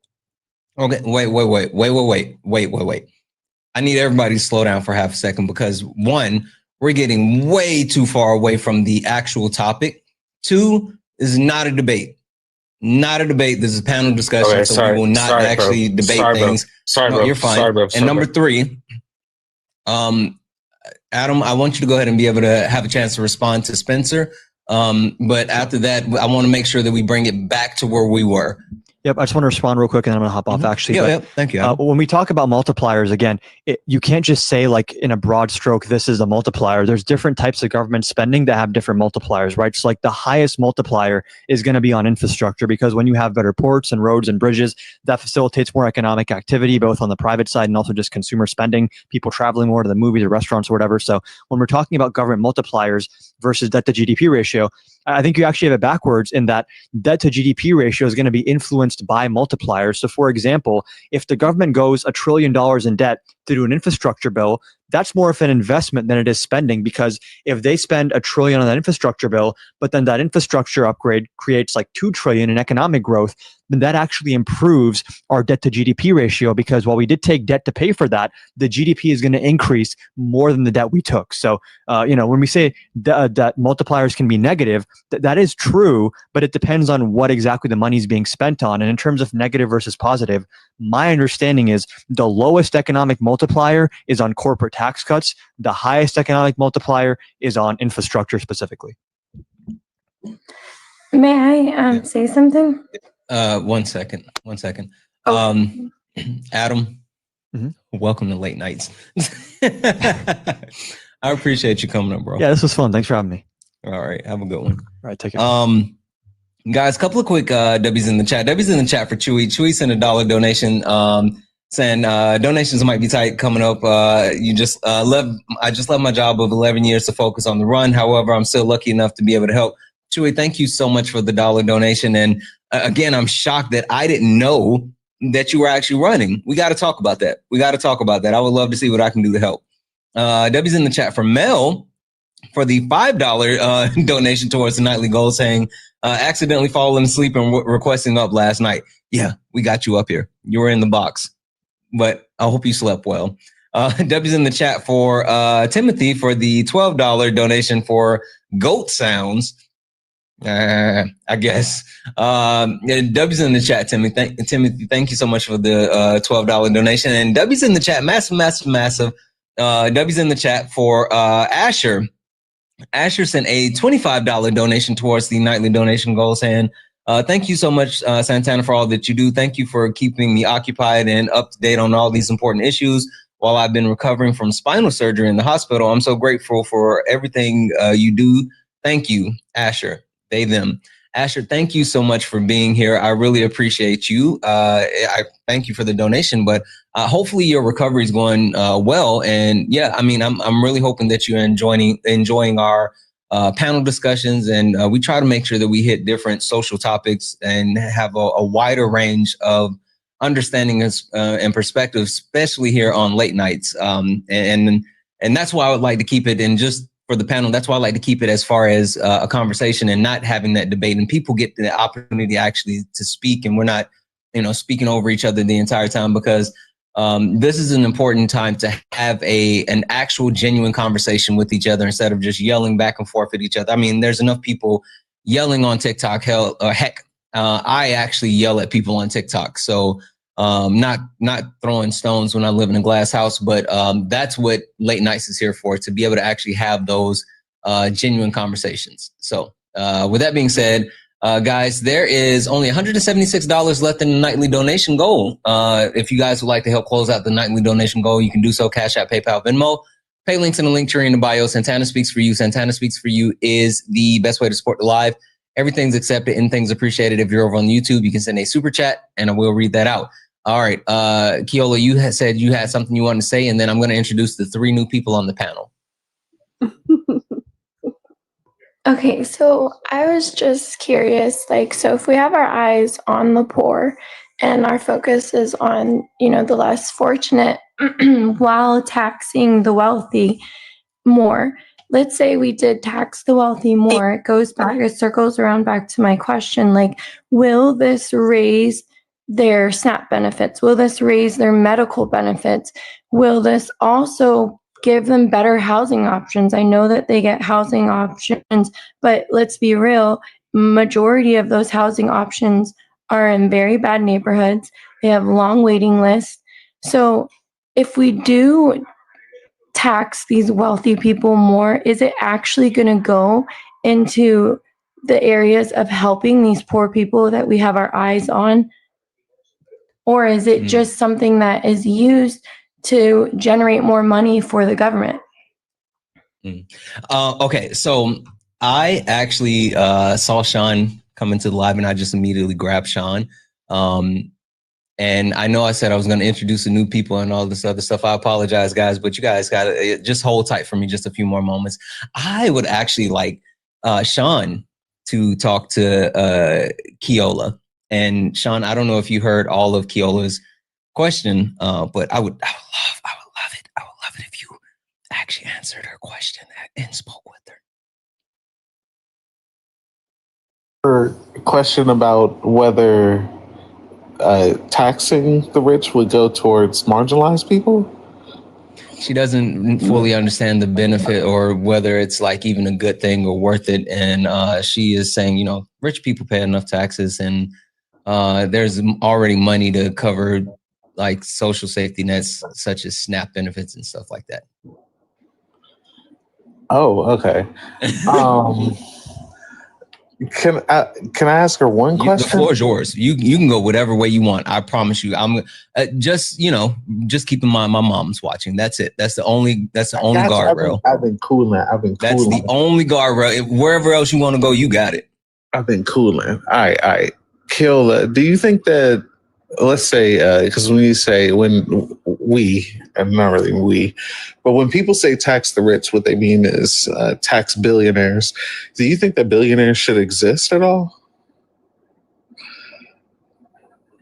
Do I think they should exist? What do you mean in terms of exist? Like, should they not be able to become a billionaire? Like, we should cut them off at a certain income?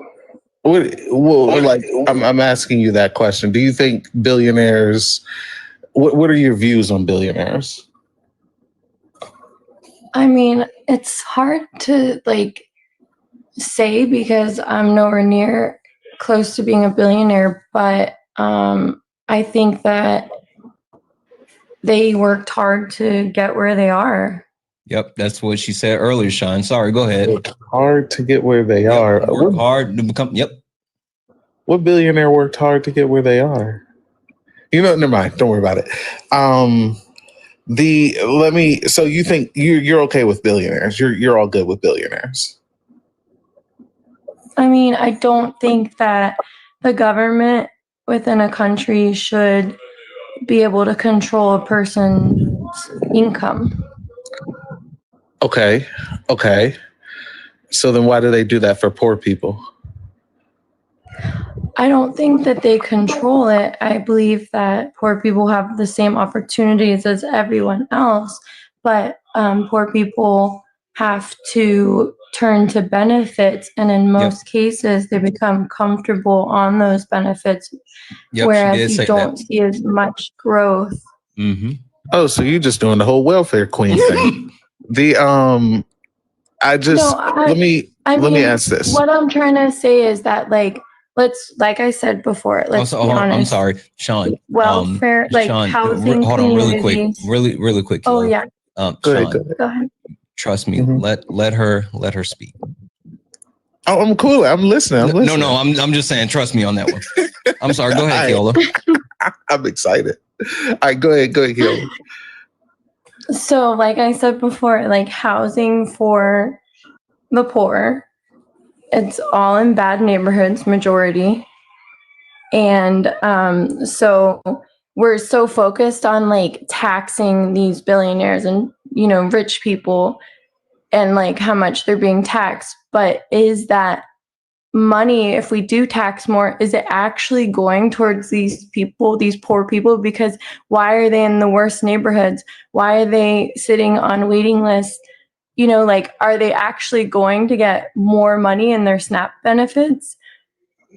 That's my question. Well, within capitalism, no, but like in the worldview that you're looking for, actually, yes, it would. But let me ask this real quick because I have another question. I want to know something. If someone,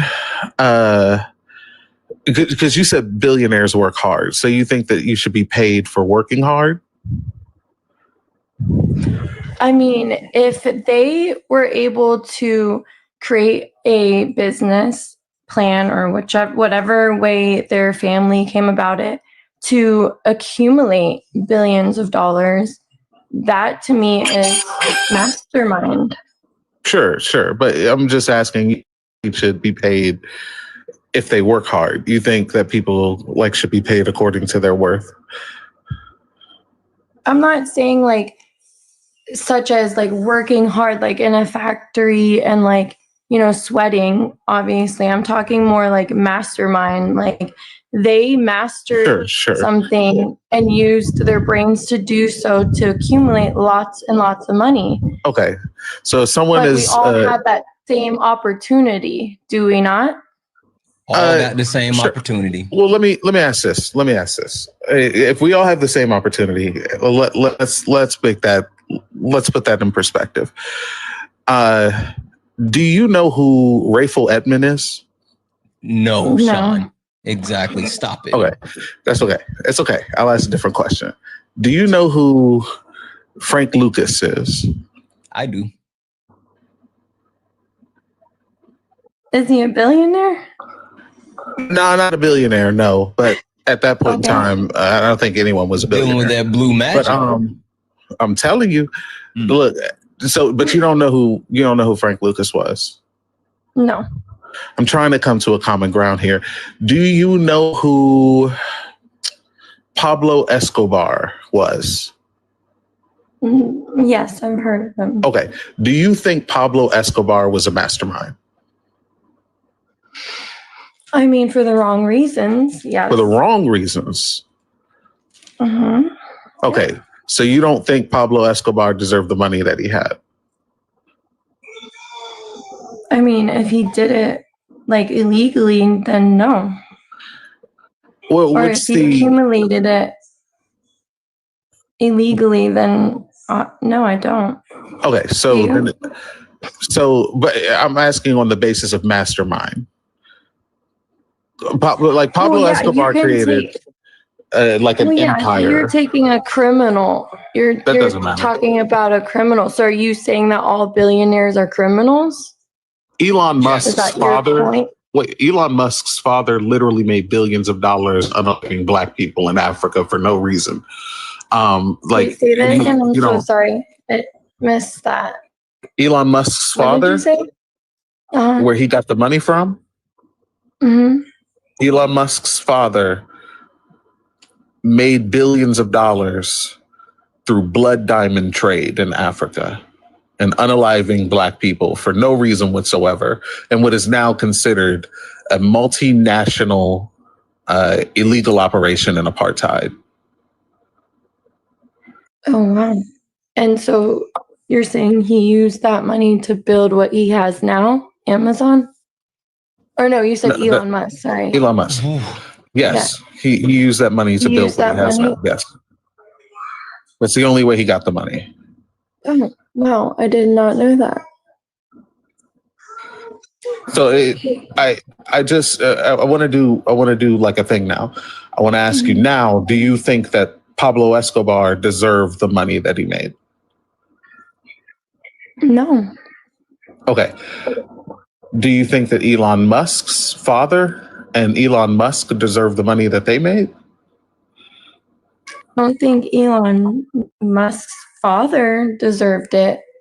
I believe that Elon is his own person and has turned it for good. Okay. So what you just said just now was that you think that selling powder is worse than unaliving black people for no reason other than they're black. No, it's not worse. Unaliving That's what you just said.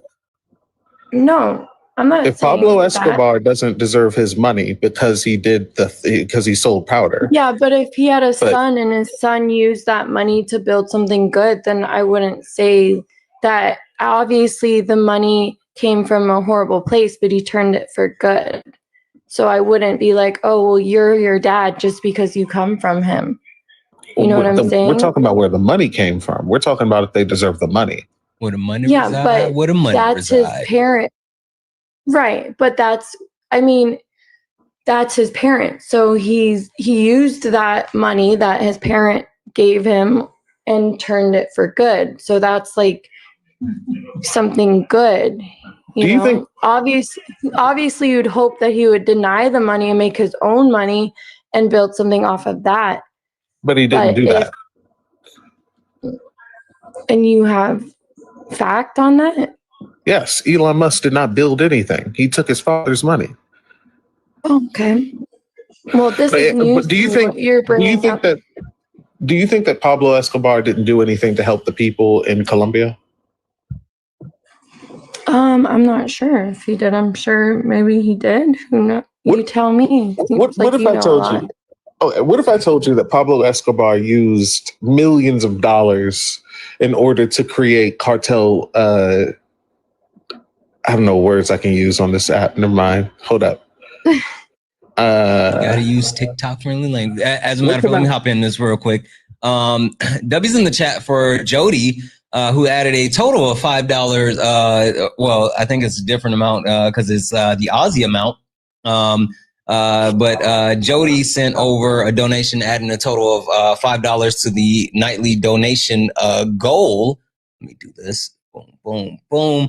Said, sending Aussie love as always. Oh, thank you so much. I love you so much. Thank you, Jody. You're always awesome. And I meant to say thank you the other day, but I hopped off live before I did. So thank you for that as well. I really appreciate it. And then send another $1 to say, how was sushi with the wife?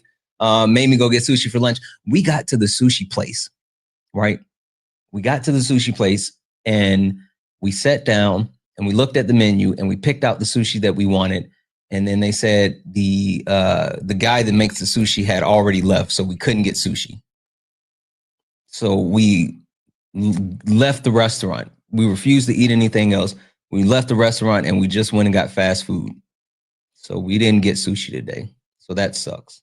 But anyway, I'm sorry. W's in the chat. Thank you so much for that actual donation. Guys, that means we only have $172 left in the nightly donation goal. If anyone would like to support the live, if 172 people send $1, just $1, we can close out our nightly donation goal. Cash App, PayPal, Venmo, all the pay links are in the link tree in the bio. Santana Speaks for You. Santana Speaks for You is the best way to support the live. Everything's accepted, anything's appreciated. If you're over on the YouTube, you can send a super chat and I will read that out. And Sean, I saw what you said in the chat. Don't worry about that. I am having a ball. I don't know if you can tell. No bowls are needed. Anyway, Sean, floor is yours. Yeah, where we last left off was apparently Pablo Escobar does not deserve his money. Correct. But Elon Musk's father does deserve his money. Correct. And Elon is an inventor, genius, billionaire, philanthropist, playboy, whatever, Tony Stark. You know what? Actually, I'll grant that. because this next point is going to be this next point is going to be something crazy. Okay. All right, let me ask you this, Keola. What if I told you that Pablo Escobar himself entered parks and recreations, and I'm gonna say this word for educational purposes. So put "We Love TikTok Shop" or whatever in the chat. But he created cartel subsidies. Do you know what that is? Like he created like parks and all that. That's exactly what happened. He built schools, he built hospitals, he built football stadiums, he built soccer fields, he built community centers, all in Colombia with cartel money that he was using, that he got from selling the white stuff. Booger sugar. Exactly. Let me ask you this. How many schools Elon Musk built? Say that again, sorry. How many schools did Elon Musk build? I have not heard of one. Because he hasn't built one. How many hospitals has he helped build? Same answer. Okay, that's exactly it. How many, let's say, community centers did he build? Same answer. I would believe. None. Zero. Absolutely zero. Let me ask this, because Pablo Escobar actually did this. What percentage of the population did Elon Musk take out of being unhoused to housed? I'm not sure. Pablo Escobar lowered the unhousedness in Colombia by 19%. Government subsidies, like within the capitalistic system, may do absolutely nothing, but I don't think we need to pretend that billionaires do anything for the people. But they work so hard to earn their money, Sean. Well, I never said that they do anything for the people. I said that they do generate jobs earlier. Yeah, and they work so hard to earn their money, and like they should be able to keep the money that they earn, right? I mean, would you say every billionaire is a criminal or has that backstory? Because you gave me Elon Musk. Is the majority of billionaires coming off the same backstory? Because there has to be like ethical, but we've heard of like good billionaires, right, Keola? I'm just curious. No, I'm saying like you and I, we've heard of good billionaires. Like I get where you're coming from with that. Like not all of them are bad, right?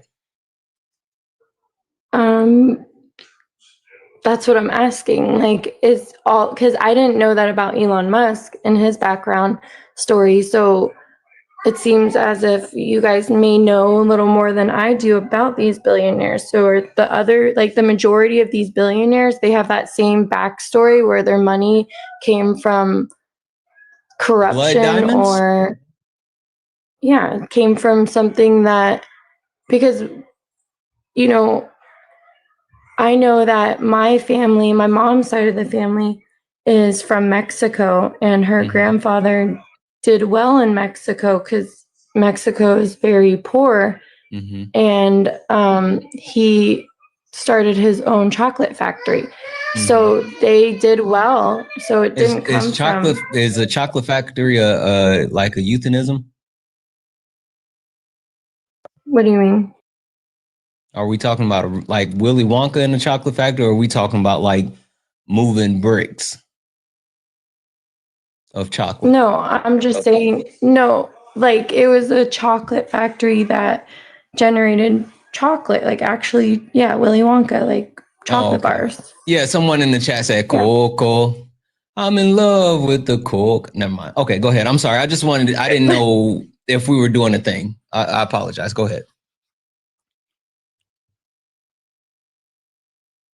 So I'm just coming back around to the same question that I asked previously. Like, is because he went on to saying like how this billionaire Elon Musk, came back from a backstory of, corruption. Basically, his money came from something that majority of people would find disturbing. And I'm just curious, like what I was asking is if we keep taxing higher wealthy people, will it actually go into like helping the poor? Because right now, even with what we do have, welfare and SNAP and medical, it doesn't seem like anyone really even cares about the poor and where they live because they're in the worst neighborhoods. And we haven't really talked about that. You keep saying that, like you've said that a couple of times, and I feel like Sean, like she did a great job of kind of addressing it. But I think because I know a lot of people that their families are on that and actually living in those places, and they're really, really bad neighborhoods. Really? So I'm just tell me more about the bad neighborhoods. Like here in Florida, majority of people on welfare where they receive housing, it's Pine Hills. Sometimes you'll go over. Stop it. No, you stop it. Don't say the name specifically of like the communities, but you can keep talking. No. Go ahead. You got to come off mute. You're muted.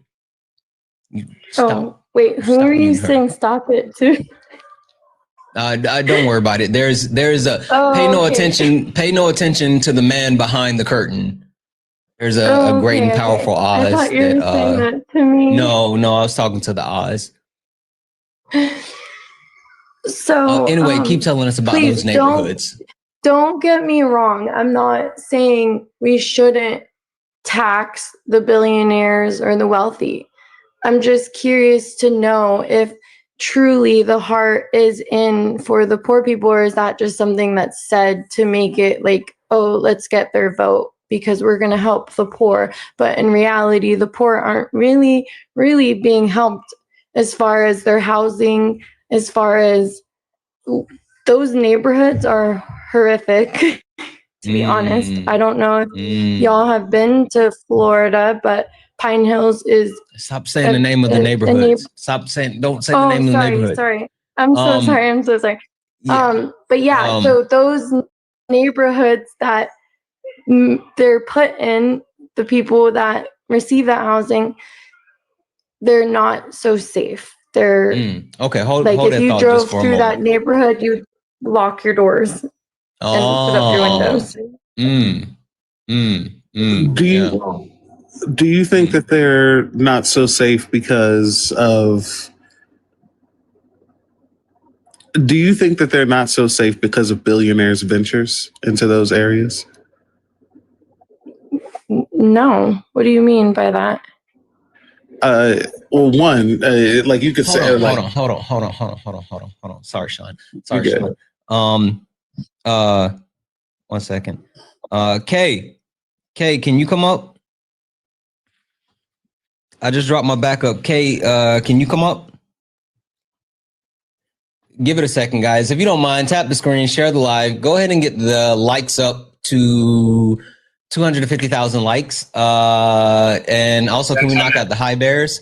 Well, I'm sorry, 1 second, Lance. Knock out the high bears. And then also, if we have $172 to close out the nightly goal. There's 478 people here. We can definitely hit the nightly goal. If everybody send a dollar, we can close that out. Santana speaks for you. Best way to support the live. Everything's accepted. Anything's appreciated. Over on YouTube, super chat, and we'll read that out. Okay. Hey. I wanted to do a thing. I wanted to call an audible and do a thing. What do you think? I don't know what you're about to say, but go on. I wanted to call an audible and do a thing. Okay. Yes. I don't know. If the thing's what I'm thinking it is, then yes. Okay, cool. All right. Tyler, Lance, Abby, April, I am so sorry. Like everyone else that's on the panel, I apologize. We're going to shift gears here. I know you guys didn't get an opportunity to actually join in the conversation, but I am taking liberties and I'm going to switch this up. So I'm going to drop you guys and I will... you guys can come back tomorrow. Please feel free to come back tomorrow. But I'm going to drop you guys. Okay. Noah, if you're still here, can you request up? Let's see here.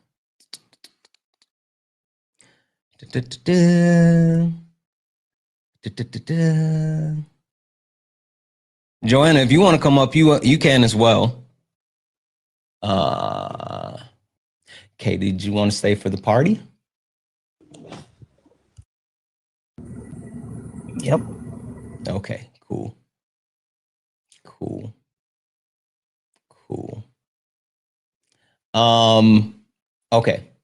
Okay. All right. Joanna, I don't know if you want to join, but you can. And also, I think that's it for now. I don't see other people that I would want to get up. So we'll work on those. Okay. All right. Debbie's in the chat for Keola. Keola, thank you for adding another $2 to the nightly donation goal. Also, Debbie's in the chat for Jess for the $10 for good late nights. Thank you. Thank you as well. And also Debbie's in the chat for Edgar for the $2 saying for the nightly goal. I appreciate what you do. Thanks. And thank you. I really appreciate that. That brings us to, let's see here, $92. That means that we only have 158 left in the nightly donation goal. All right. Hey, Keola, what do you know about communism?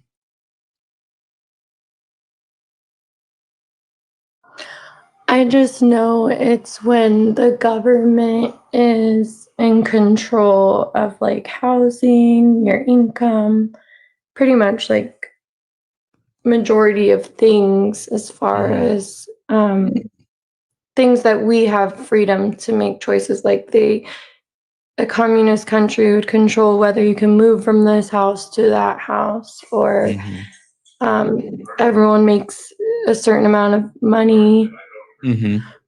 And all their supplies are supplied to them. And if they run out, they don't get any more until it's supplied again.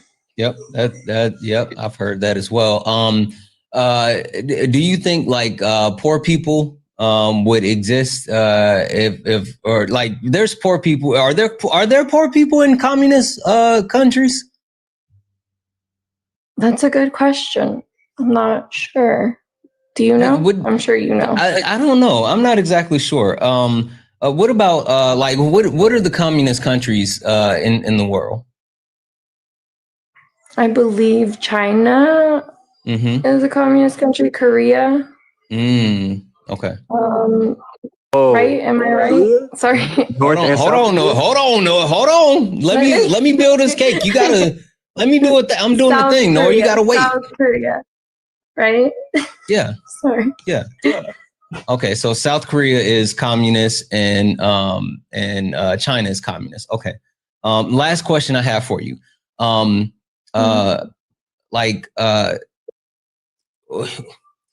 Do you think that like what's better, capitalism or communism? My opinion, I'd say capitalism. Okay. Yeah, tell me why.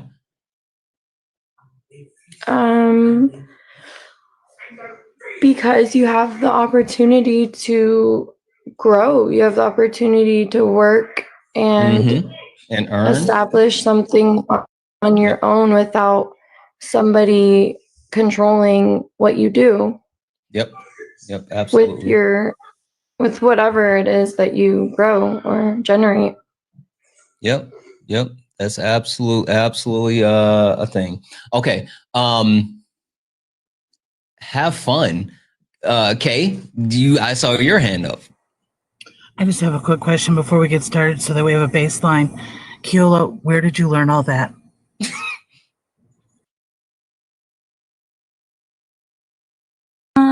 Just doing research.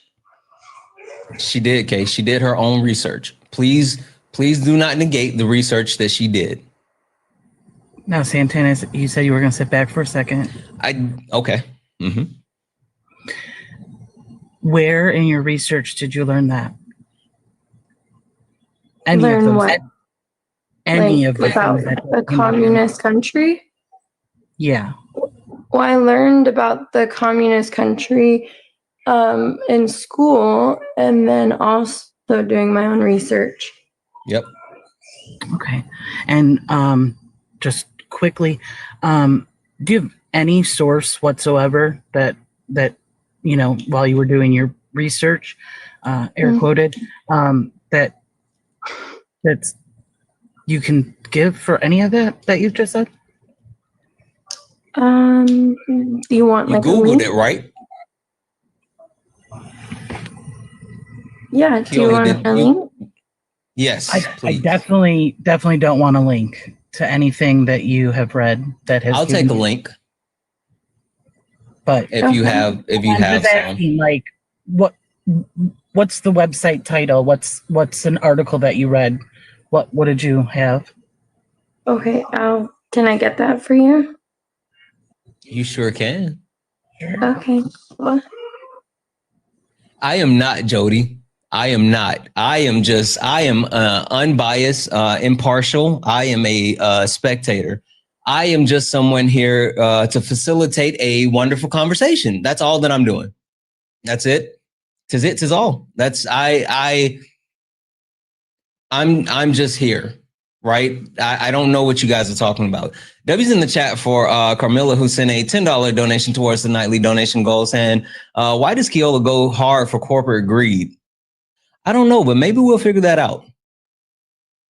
I don't know. W's in the chat as well. There's some super chats over here. W's in the chat for Michael, who sent a $4.99 super chat to say, love you, Santana. I love you more. First late nights live for me between been watching sparring for a while. Just want to say no billionaires became one without exploitation. We know that, but not everybody else knows. So don't tell everybody just yet because we're doing a thing.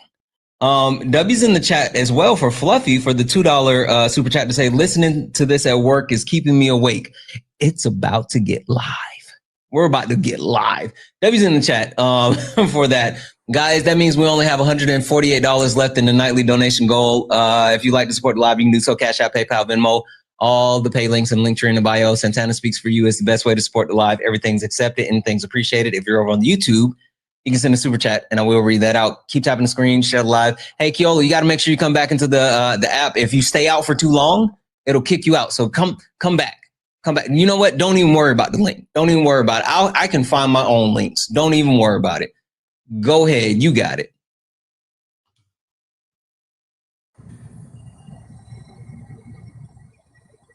I'm going to let Sean start because I don't know if she has a time limit tonight.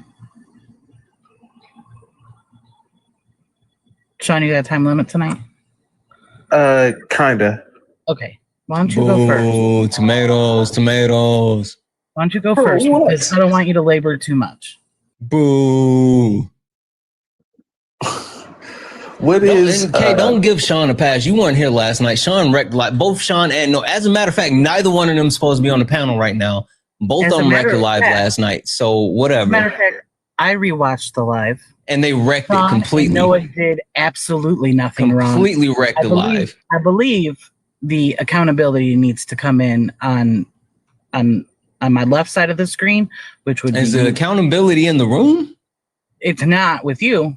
Oh, okay. So now let's just let Sean go. Whatever, Joanna. You're in a tin can. No one can hear you. So try again. That's right. Justice for Sean. All right. Anyway.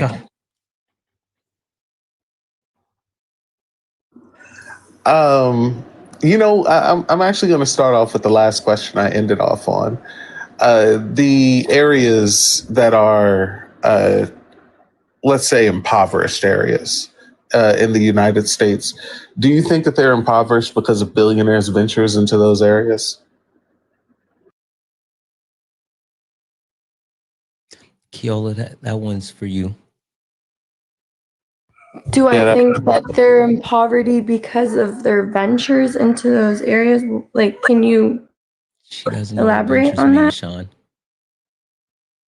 Yeah. So, for one, like housing, the housing industry, do you think the billionaires control the housing industry that would affect the property value in those poor areas?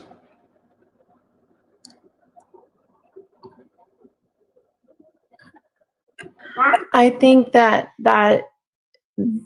those areas are where the government chooses to house those people. I don't think it has much to do with the billionaires. You think the government built the houses? No, they didn't build the houses. I think that's the location that the government chooses because they're the ones that have the money and choose where to put those houses.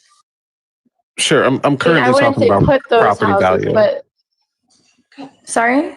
I'm currently talking about property value. Like, who do you think controls for property value in this particular sense, the housing value for the property?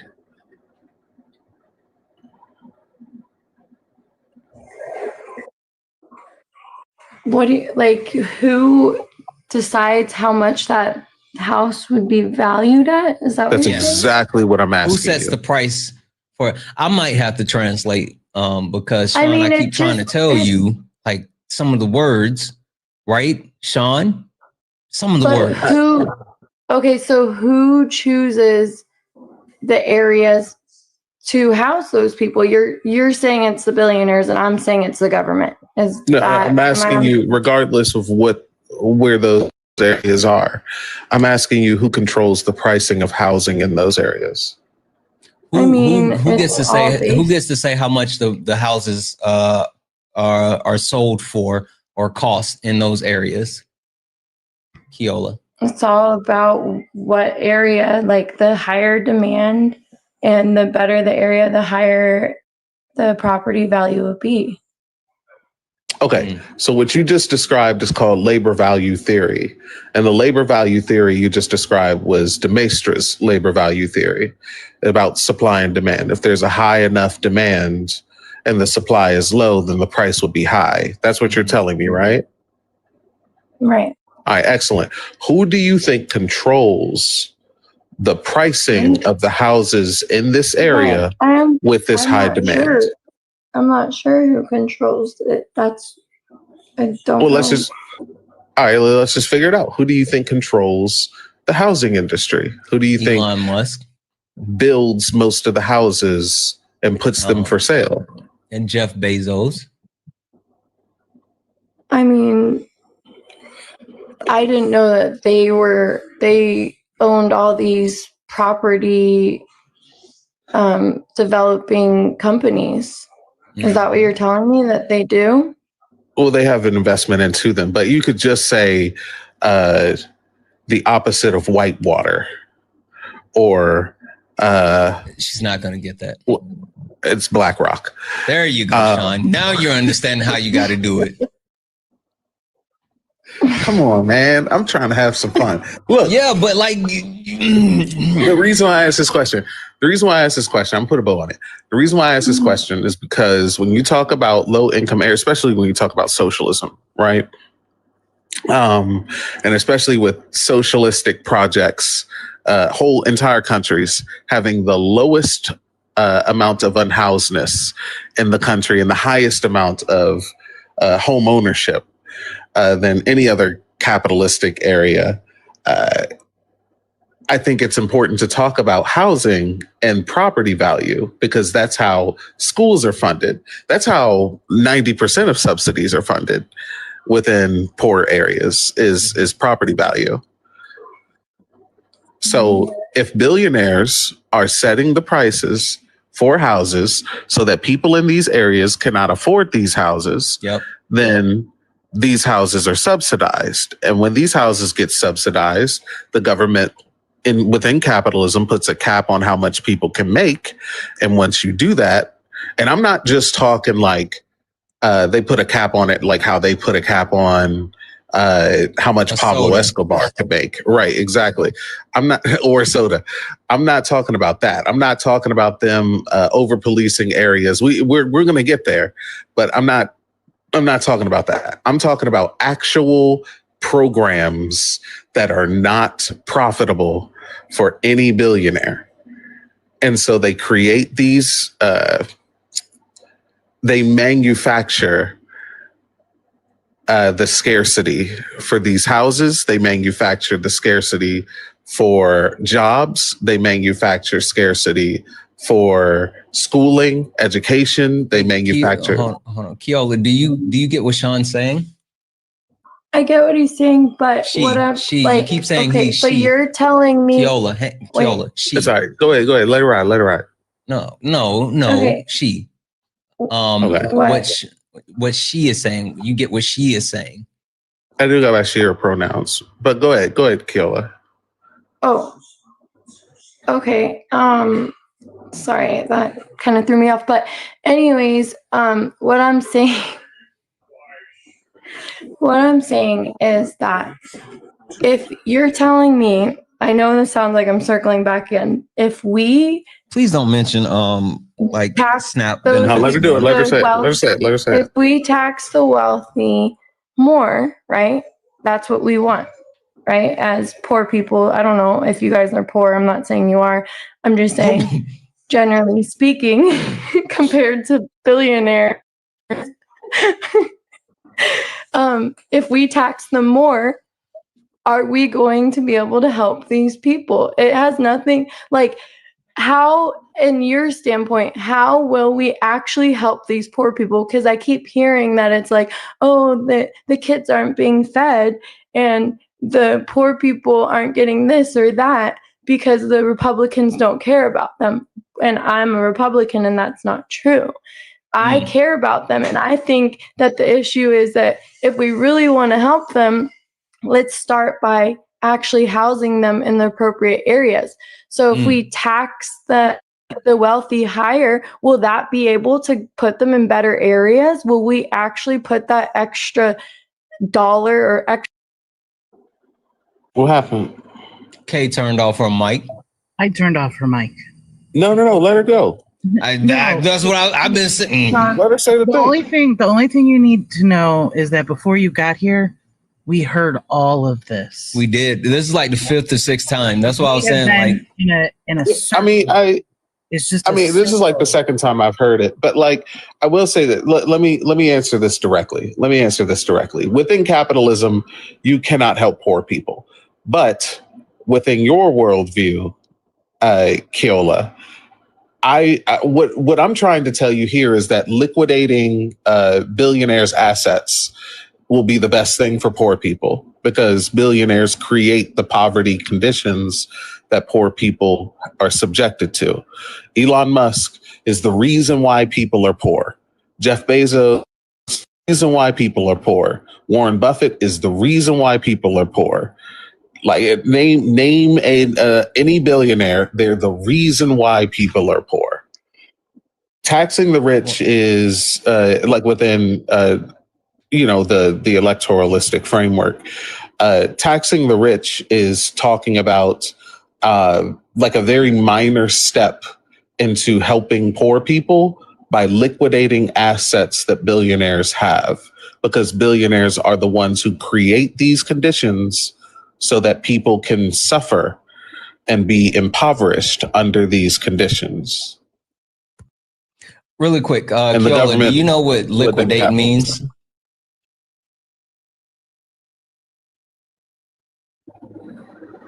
Keola?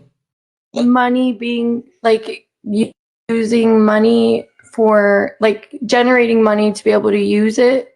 Is that correct or no? Nope. And see, Sean, that's exactly why I said I asked that question. Now, Sean, try it again, but use a different word. Liquidation means to redistribute. It means to take away from and redistribute. Mm-hmm. So you feel like if we liquidate the billionaires, then we'll be able to redistribute it towards the poor? Don't That's use that exactly. word. Didn't like. I don't think you think that. Never mind. Go ahead. That's okay. Yeah, Wait, no, it no, go means ahead, say it, Santana. redistribute is what he said. So I just used it. Yeah. She, Keola, she. That's what she said. This like last time. I'm gonna remind you of that. But It's no, cool. what Sean is saying, you can say Sean. What Sean is saying Who's that Sean? is if we Wait, take which one's Sean? the person that you've been talking to, Sean, she, commiserator Sean, the person that you've been talking to, the point that she's making is that if you take money from the super rich and give it to the poor people, then things will be better.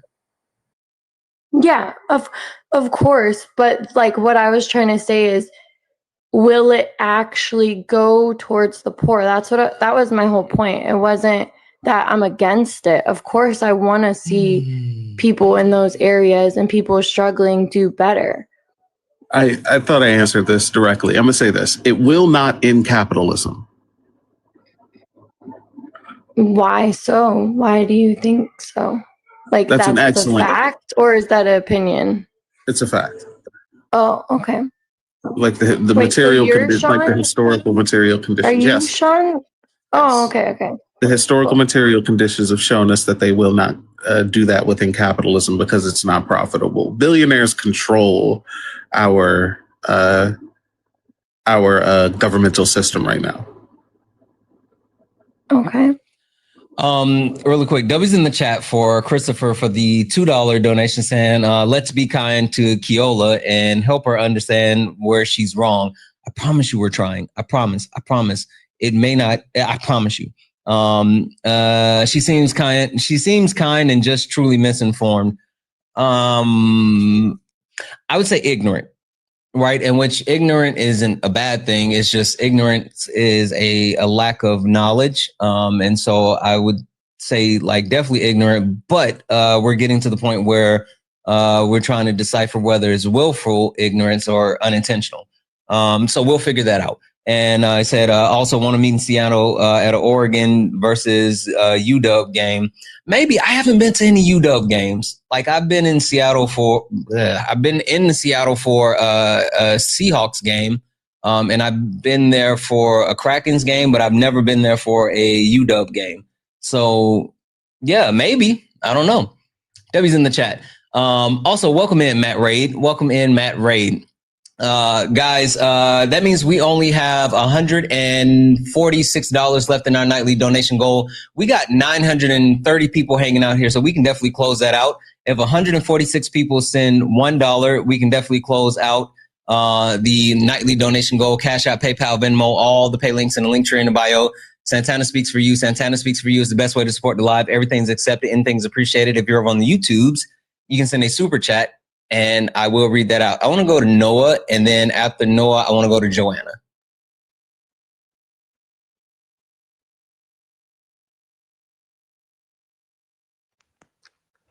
I don't even know where to begin with this. Don't break the toy. I'm fascinated with how her brain works. I'm not gonna hold you. I am really too. Fascinated. I'm super interested. Santana, I brought this up to you on a panel before, and this is just a very, ubiquitous conservative talking point. But I'm so curious about how people have developed this association between work and value, and how that would make sense mathematically when we think about billionaires, right? Because that would presume, right, that a billionaire would work like a million times harder, right? Than someone who makes like a decent amount of money. The symmetry breaker is that obviously they're like super intelligent. And so to off-put the actual amount of work is the overwhelming amount of intelligence that they have to make up with that like that's the thing, like the concept. Like they're so much smarter than everyone else that they don't necessarily have to work as hard, even though they work super hard. That's the thought process. Yeah, I'm just a little bit lost. The Pablo Escobar, Elon Musk conversation into the like, I'm about to lock my car when I hear them playing Kodak Black and clutching my purse. It's just a lot here. You feel me? I don't really know. I knew it was fake, but I still popped it because I'm a gremlin, you know? It's too much. But I mean, one thing I would implore Keola, I would implore you to do, and I'm not trying to be disrespectful, like, to me, a lot of this just gives, you just take things at face value.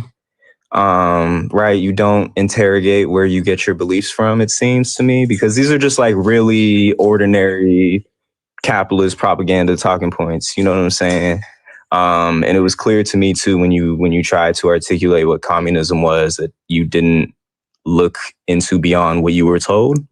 And I feel like with most things, that's just not a good approach to trying to understand how the world functions. Like, in my opinion, I mean, it's good to have these conversations if you don't know and you're trying to know. Like, that's fine. But I think to speak declaratively on things that you don't know is not good.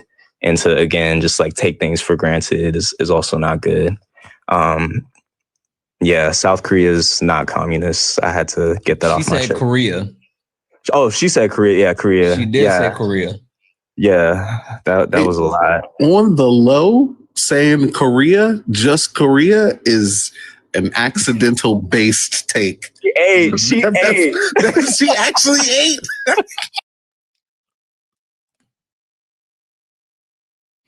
Joanna.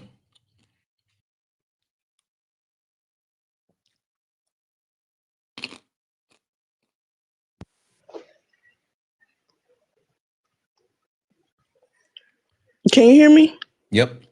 You're no longer in the submarine. Okay, yay.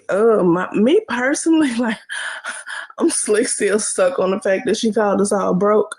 But she did. She called us all some brokies. All of us are brokies. Absolutely. I'm not surprised though. Unsurprisingly, I'm not surprised. Keola, you talked a little bit earlier about how your granddad had a chocolate factory or whatever, right? Yeah. Was he a millionaire?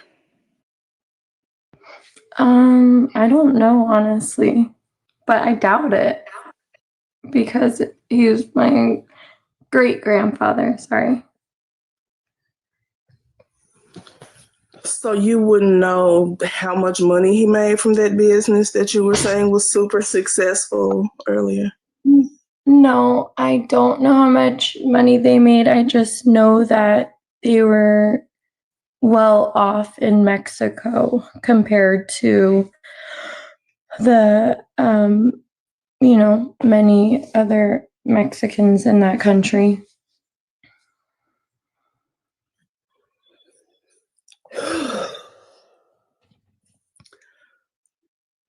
So with that being said, like, I'm trying to figure out,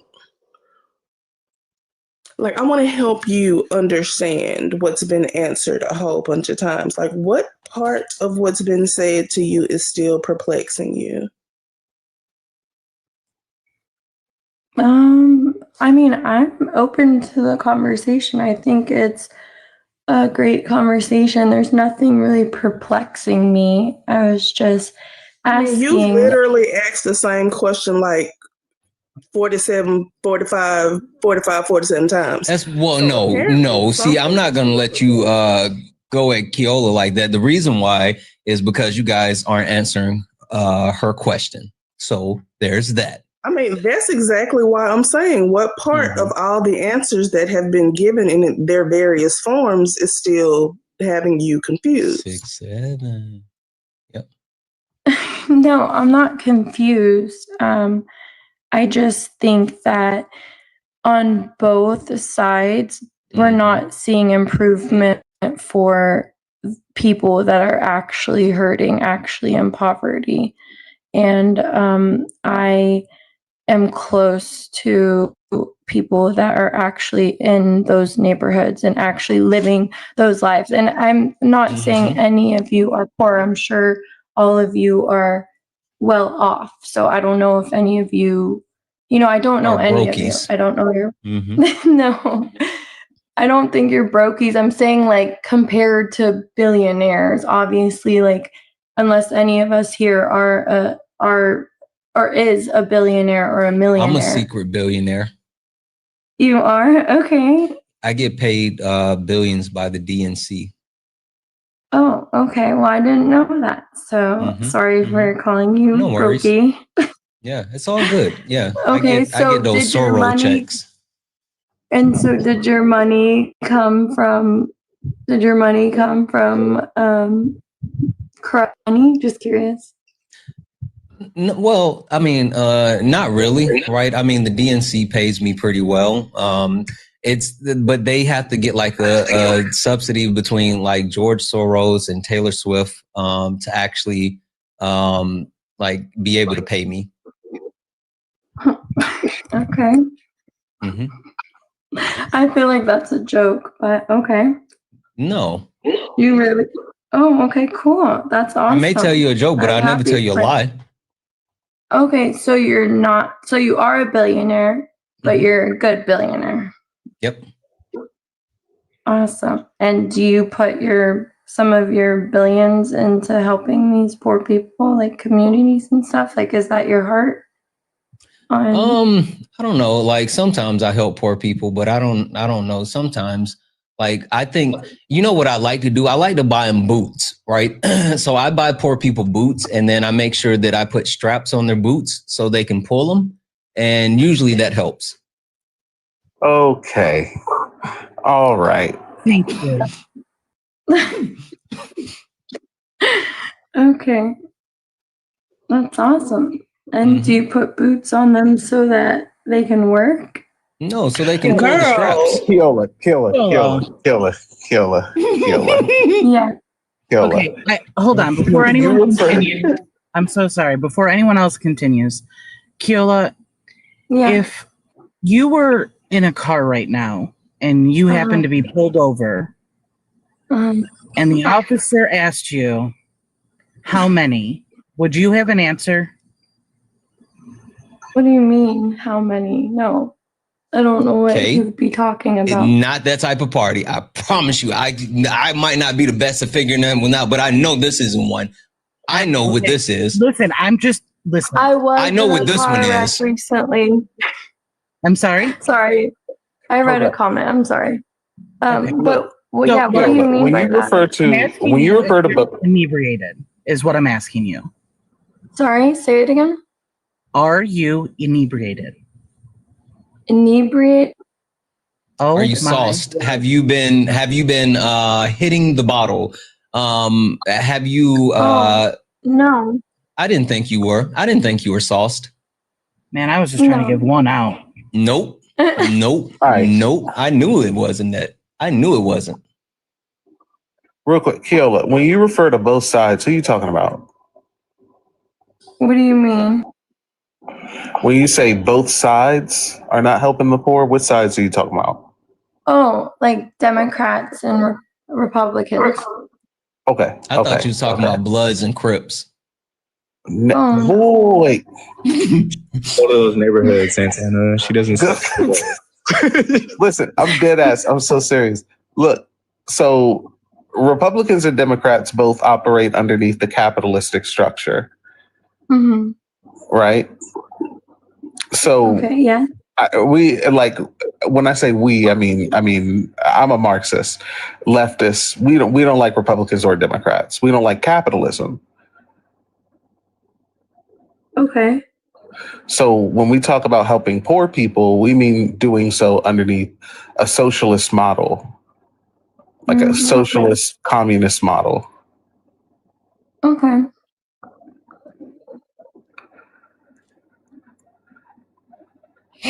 Noah, I want to ask. Can I ask Noah something? I want to ask Noah something. No, ask Keola. You know what? All right, you right. I ain't gonna ask nothing. I'm literally crying right now. Why did this turn into hold on. I'm not even joking. Look. Actual tears. Not even lying. Sorry. Go ahead. And she's 33, not 35. Get it right. She's 33.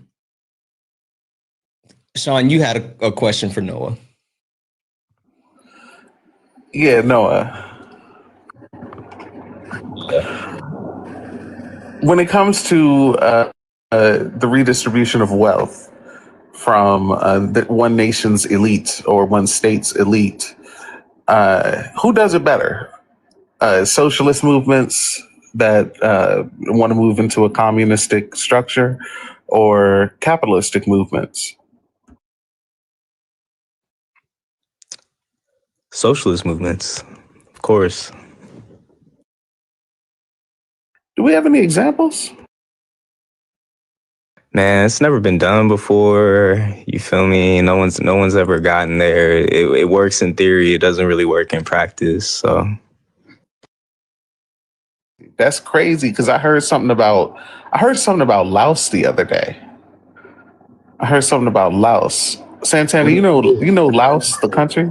Mm-hmm. Because I used to watch King of Hill, and he said, "I'm not Chinese. I Laotian." And then he's Bill was like, "From across the ocean?" He said, "No, not from across the ocean, Laotian." But no, yeah, I know where Laos is. Oh, and also for real, a place I think about too, for an example, is Grenada in like prior to U.S. invasion. Does anybody know the home ownership rate in Laos? Is it similar to what, I don't know what that situation is, but is it a similar situation like in China? It's higher. Oh, I'm gonna guess it's higher than I've had to be to get through this live tonight.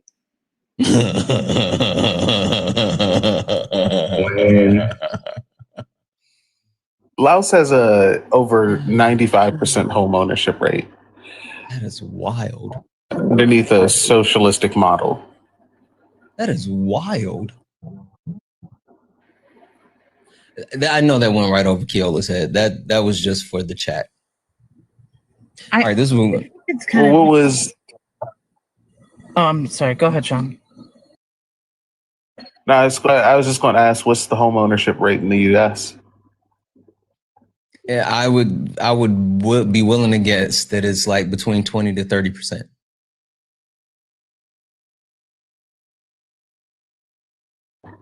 I'm gonna give you the exact number. I got Google right here.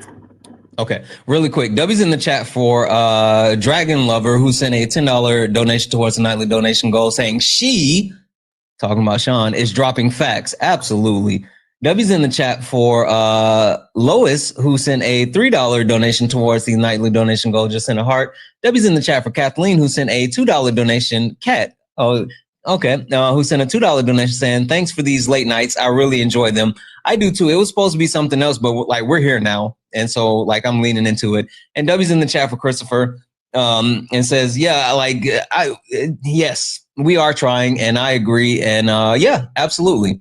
Guys, it was $120 left in the nightly donation goal. If you'd like to close out the live, the goal, we can do so.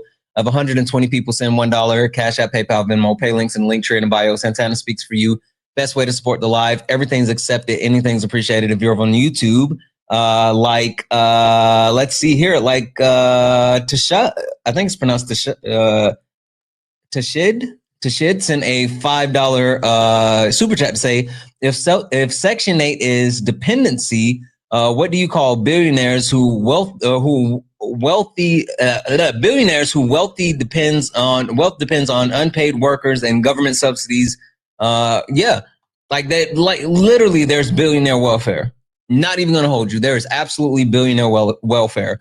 W's in the chat for Verillion for the $5. A, who sent the says, doesn't she know gullibility isn't in the dictionary? Gullibility? She is kind of gullible, but I am a billionaire. W's in the chat for Tasha, who sent another $5 super chat to say, if Section 8 makes bad neighborhoods, why do full-time workers need vouchers while landlord profit from guaranteed public rent? Exactly. Also, W's in the chat for Viney, who sent a bunch of gifts, like a bunch of them, like a whole bunch. Also, W's in the chat for Gene for the $1 donation saying, let go of my purse. I don't know you. All right. Sorry. You got the number now, Sean? Yeah, we're gonna say 66%, but 60, that's higher than I expected. It's a lot higher than most people expect, but it's 66%. But it's nowhere near 95. It is not. It is not. But I bring up the housing because we're talking about government subsidies, right? Like that's what, when people talk about taxing the rich, they talk about it for government subsidies. Mm-hmm. It just seems as though with socialistic experiments, because we can talk about the home ownership rate in China and Cuba, and I don't know, name a socialistic project. We can even talk about the current home ownership rating in former Yugoslav countries that is still high because of Yugoslavia's redistribution of wealth, redistribution of land and housing. It just seems as though like the taking away from the rich people in your country and giving it to the poor people in your country works underneath the socialist model. Whereas even someone who considers themselves like a Republican, a capitalist, is saying that like capitalism is such a failure that they don't even have faith in the model of taking from the rich and giving to the poor within a capitalist model that they advocate for. Yeah, yeah. I got a quick question. For Keola. Keola, hey, did you see Trump is helping people out with becoming like homeowners and offering people the chance to get like 50-year mortgages? I did hear about it. I didn't read anything on it. Somebody I know told me about it, the 50-year mortgage. Yeah. He's saying that, given the opportunity, because that, gives flexibility and everything. And so, the 50-year mortgage is something that they want to make a staple within the United States. What do you think about that? I mean, I think it's good for poor people, for people that don't make a lot of money. Why?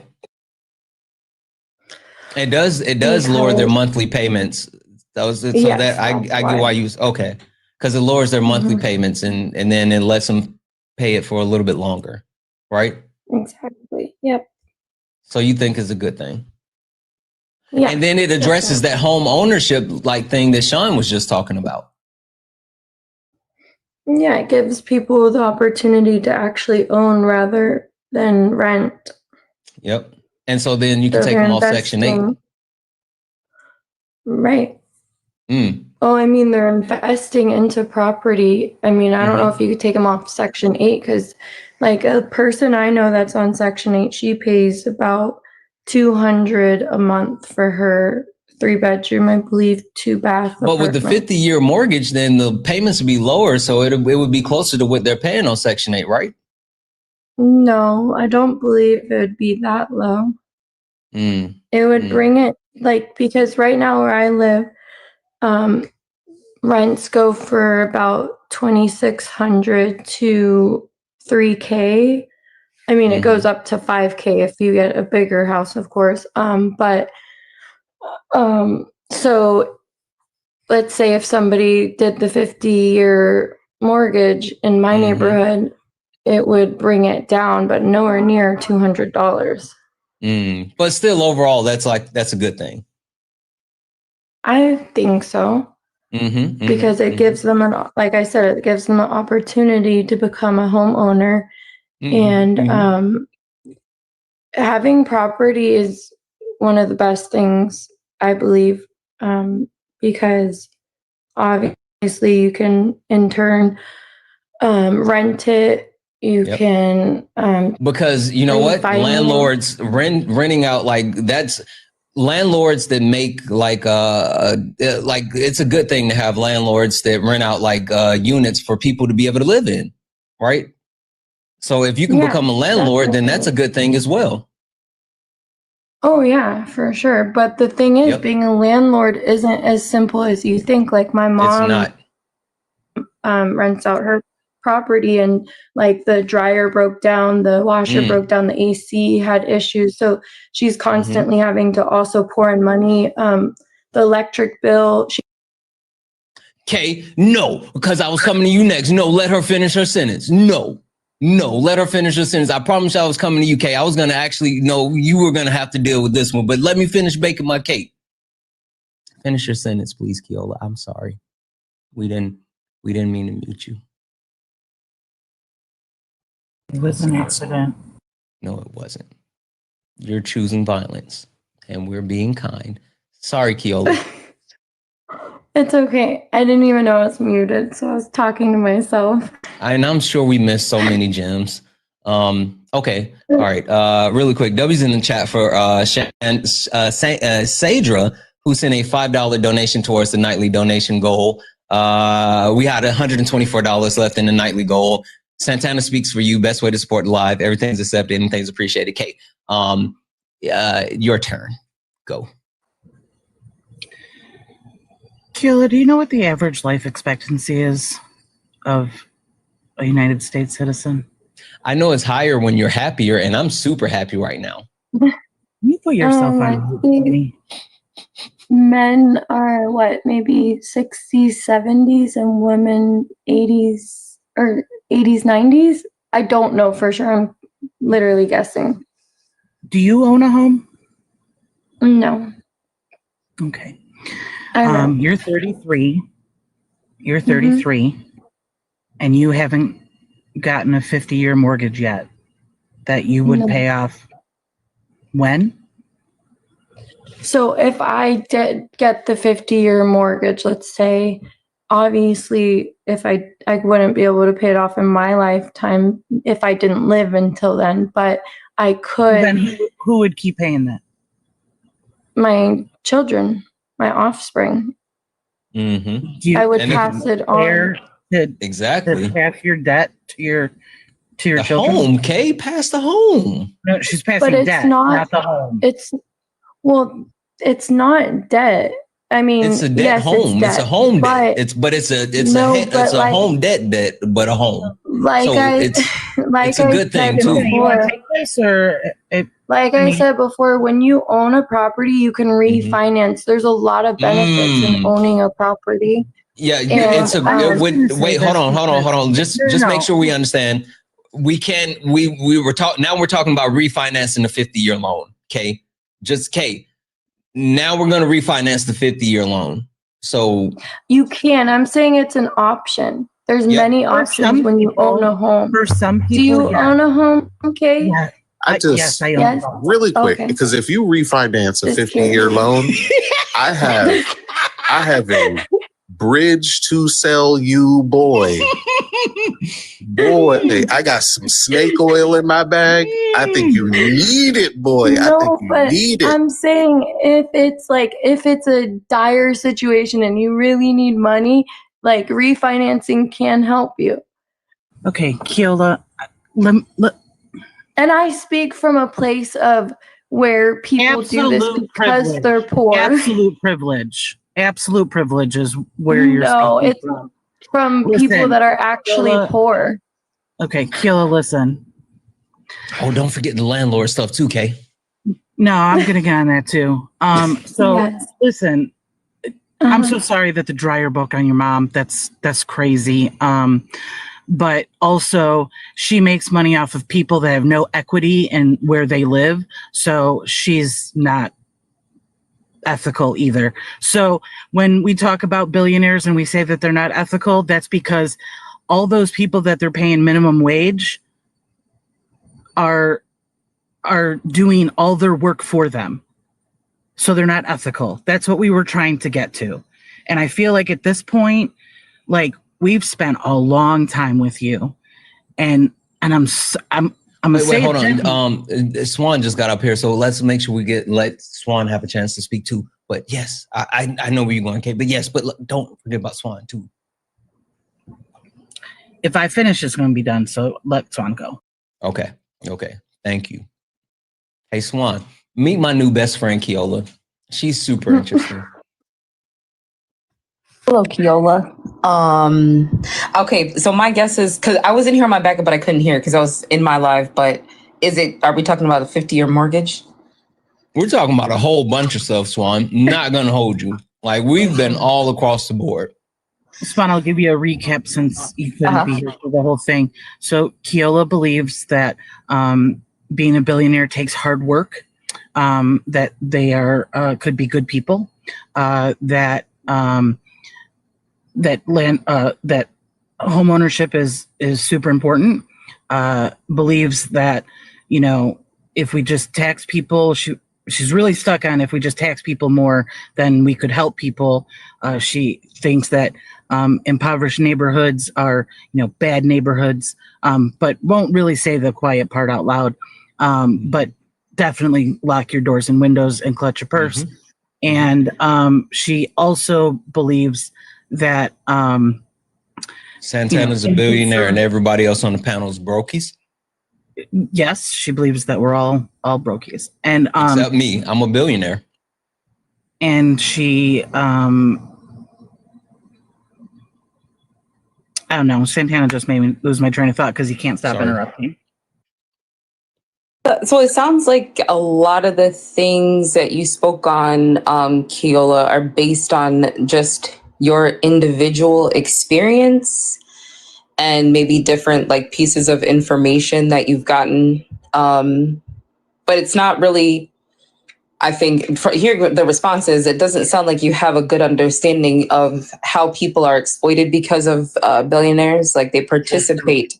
But her grandpa was a Mexican millionaire who made chocolate. So there's that. Well, I mean, if he's, never mind. I'm not going to say that. Chocolate in Mexico. I was going to say something, but I'm not going to say it. I already verified it's not the cocoa. We thought it was cocoa. No, it's actually like Willy Wonka type S. So yes. Yeah. Well, he participated in making sure other people could not purchase homes. That there's like being a billionaire is not a good thing. It's a bad thing. You're participating and enabling and benefiting from the exploitation of those that are poor. That's how capitalism works. I think that because of like how our housing is in the United States, I don't think people really truly understand how it works. I don't think that people understand the differences. You could have like, for example, the city that I live in, there's some really worn down areas where I don't even think it should be allowed. Like if code was called and, you know, they showed up at some of these neighborhoods, that everybody would be kicked out, landlords would be in trouble, you know, and then you can drive up a hill and then you're going to see that people are just, you know, living in mansions. So like your responses don't actually reflect other people's experiences. And then in addition to that, if we were to talk about redlining, if we were to talk about how, what is it? I think something like Swan. There's no way she knows what redlining is. No, she doesn't. I don't get the idea that she does. But if we were to talk about, also, Sean said earlier that we should liquidate billionaires, and we had to change the word liquidate. So just for a point of reference. So I was gonna say, that's why I was like, I don't want to say it because I didn't want to get in trouble. But if liquidate means what I think it means, then yeah, absolutely. But yeah, like no, the actual liquid, like redistribution of wealth. Holy smokes! And we were just talking about, but she didn't know that. Yeah. I'm not surprised. I think like the other aspect to this though is when we talk about racism and like people that have disabilities, if we're going to bring up, I don't know, like anything can happen in life. Like what you're saying about what people could possibly do is never going to be the reality for everybody. It's just not. Hold on. I'm sorry. Let me set this. I promise you I'm not going to interrupt anymore. Let me set this last one up and then it's yours. Then like as the preacher would say, let me do this and then it's yours. Keola, quick question for you. Because you're in Florida, you got a lot of friends, right, Keola? Yes. You have like different types of friends, different people that you associate with? Yes. Keola, when you look at like me or someone who looks like me, do you see color? No, Why not? because you're a person. Exactly. That's what I was thinking. And we're all part of the human race, right? Right. Yep. Swan, have fun. Hey, look. How does she know when to lock her doors though, or to clutch the bag? Like, no, you both of you stop. This is Swan's time. Hey, look, y'all. We wrapping it up. We gotta go. Wait, let Swan finish. Let Swan finish. I don't know if I could even. There's so many things to address here. Keola, do you know anything about okay, let me ask you this. I don't even know where to start. I'm just gonna say there are more vacant homes in the United States than there are homeless people. I'm pretty sure the last time I checked, over 40%, somewhere around 40% of homeless people are employed. That would reflect the fact that like the cost of living has gone up, and the increase in wages is not going up at the same rate. If we are going to discuss redlining, which is something that impacts people who are not white, it's illegal, right? But it still happens. When you take into consideration, again, like I was saying before, people that have disabilities, like what you're saying is not going to work for everybody. It's not going to. It'll work for those that benefit from the exploitation of others, which is exactly what your grandfather was involved in, right? And this is, I'm not trying to say he was a bad person. Well, I would say that is a bad person. But anyways, I don't think that he was had hatred for people, but he did benefit from the exploitation of people. And I think for me, I'm going to make sure people understand that when we talk about things like capitalism, right? Black people globally are going to be hit the hardest. Black and indigenous people are going to be hit the hardest when we talk about, the billionaires making money in an economy that's a capitalistic economy. I think that you really should be taking the time to educate yourself on these things, but also don't center yourself. You have to understand that not everybody's experience is going to be the same as yours. It's just not going to. To say that you just see a human being and you don't see a person's race makes it easy for you to dismiss their experiences. And we don't have to talk about redlining. We don't have to talk about the things that people, who have disabilities are going to be subjected to. And that's a bad thing. That's a terrible way to think. And it's a terrible way to function in a society where we are seeing people's lives being taken because of this type of exploitation. I guess that's the best thing I could say overall, if that makes sense. But yeah. Really quick, Keola, what does it mean when Swan says censor yourself? What does that mean? Be aware of what I'm saying or doing. That's exactly what it means. Swan, you want to try another word? I don't know. Othering? I don't know. Censoring means to put yourself in the spotlight. If we look, we can do it now. We can do it. If we can't use no offense to nobody, but if basic terminology, I do try and meet people where they are and whatever else, but it's just if everything's gonna go over the head, I don't know. It's on you. It's on you. I told you, I can talk to her. She understands me. Yeah, she sure do understand you, don't you? She sure do. Kay? Okay. All right, Kay. Keola, when we first started, I asked for a baseline of where you learned all the things that you learned about communism. And the reason I asked is because not one of the things that you said was actual fact. There is so much propaganda when it comes to the word communism or communist, and it seems like that's what you've picked up on. You're 33 years old. I'm 48. So I implore you, before you come up on another panel, because I know you like to live hop, because I've seen you about 3 or 4 different times with the same spiel and the same talk and the same, quiet voice, is like, you're just this innocent person who doesn't know how the world works, but you think you do. I implore you to start reading some books, some actual books, because it's apparently clear that, like what Sean was saying, she's very correct. Like, I do try to meet people where they're at too sometimes, but the basic verbiage that we're using, you don't even have a handle on.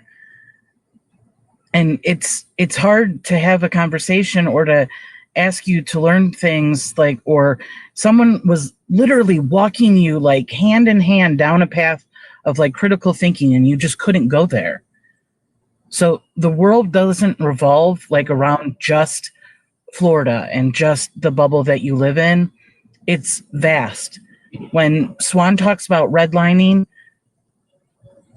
I already know that you don't know what that is, and that's scary to me, because you're 33 and you make decisions and vote in this system that we have that is not working anyway, and you're talking to a full panel of people who don't care about either side because the electoral system is garbage, but except for Santana trying to convert him.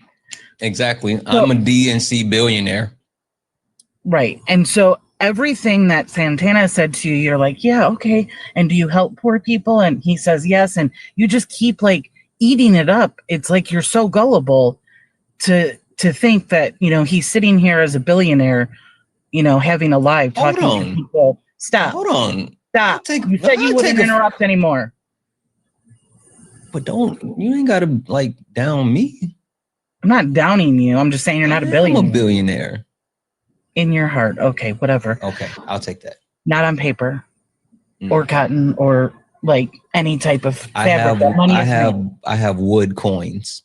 Wood coins. Okay. All right. So, Keola, would you even be willing to like, I don't know, do actual research? Because you could never come up with the link and you were gone for like 4 minutes. But I don't know, like, isn't there something in you that wants to learn more about the world, about other ways of thinking than where you're at now? For sure. That's why I came on to this live. And this is my second live I've done on here. So I know you said 3 or 4 times you've heard me hopping around, but this is my second. What was the first live? On a live. What was the first live? With Dean. Okay, cool. I didn't know who he was. Debbie's in the chat for Danala, who sent a $5 donation and saying, ever since she was on Dean's live, I wanted to tell Keola I wanted Keola to know that as an SA survivor myself, I take high offense to how she still supports the very person currently in presidency who has done the same to other women. I just want to make sure I read that off for you. Like, yes, Donald Trump is actually someone who has essayed women and like is a very dangerous person. I know that we're not necessarily talking about Trump specifically, but I wanted to make sure I read that message off. Sorry. Can I do a quick W? Oh yeah. Sean, sorry. Go ahead, Sean. I forgot about yours. Luda Rogue sent $5 saying thank you for all the hard questions and the education. Kay, you were finishing your meal. No, you say you come up here to learn, but it's hard to learn when you don't have even a basic knowledge of like how politics work, how the government works, how other ideologies work.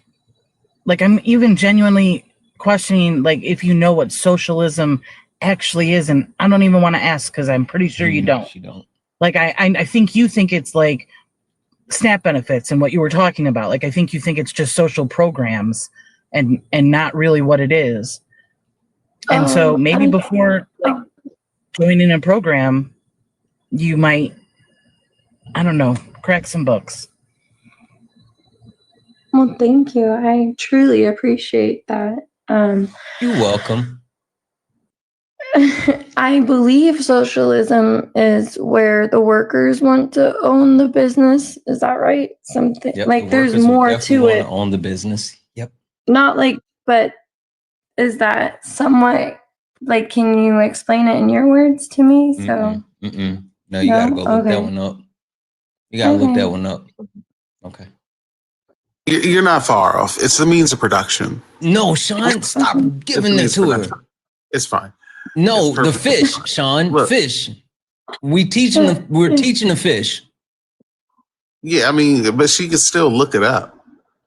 Yeah, She's not. I will. Not when you tell her. No, you won't. You ain't gotta. If You she ain't don't, gotta she don't. lie, Jody. I think, Sean, you've been very kind. Thank you for that. And Kate, you as well. Thank you for the advice. I came up and I have been trying to educate myself more. I definitely don't know a lot of terms like you guys do. And yeah, you're right. Like before jumping on to something, it's good to make sure that you're well educated. I definitely just wanted to put my opinion out there and discuss it, not turn it into a debate. And maybe I did come off that way at times. So if I did, my apologies, because I know earlier Santana said this wasn't a debate. It was just a discussion.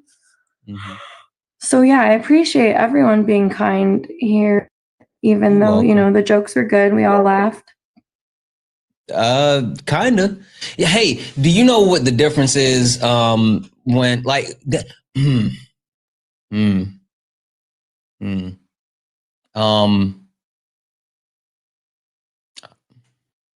trying to be kind. I'm not gonna say that. Do you know the difference of like, do you understand that like most of the thing, like, were you paying attention to the chat at all? Because you said you read one comment. Were you seeing what people were saying? Not really. I wasn't reading, but then like I would read sometimes, but when I'm talking, I don't read it, of course. And when someone else is talking, I'm trying to give my attention to who's talking. Hey, but never mind. When you read, do you have to read out loud?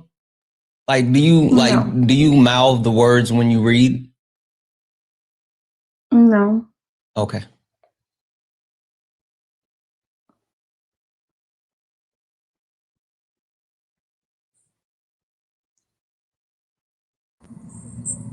You know that SpongeBob episode where Patrick got like hired at the Krusty Krab briefly?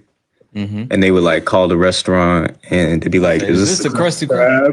No, this is Patrick. No, this is Patrick.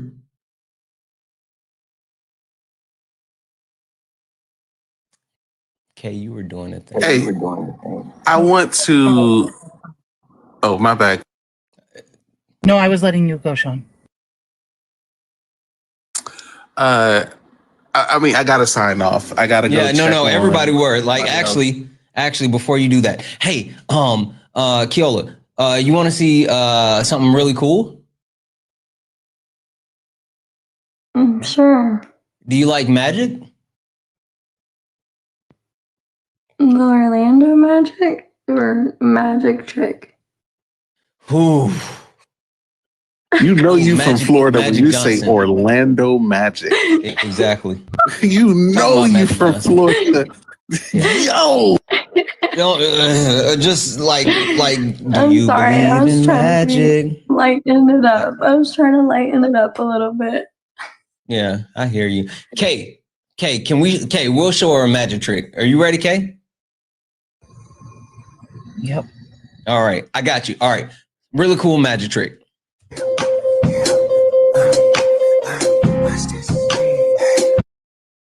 Really, Kay?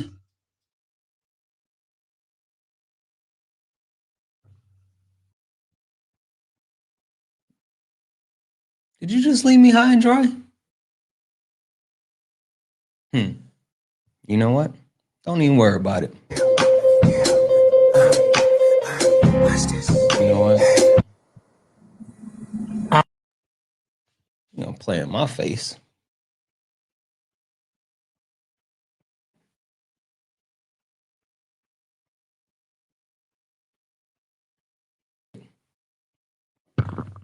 No, that's exactly what y'all get. Yeah.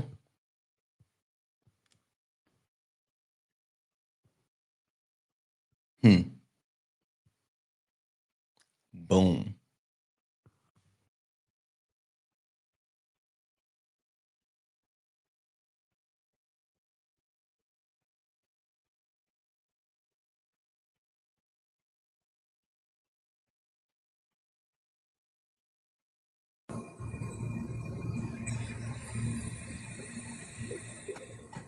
Would you all I like to thought say you were anything? gonna do everyone.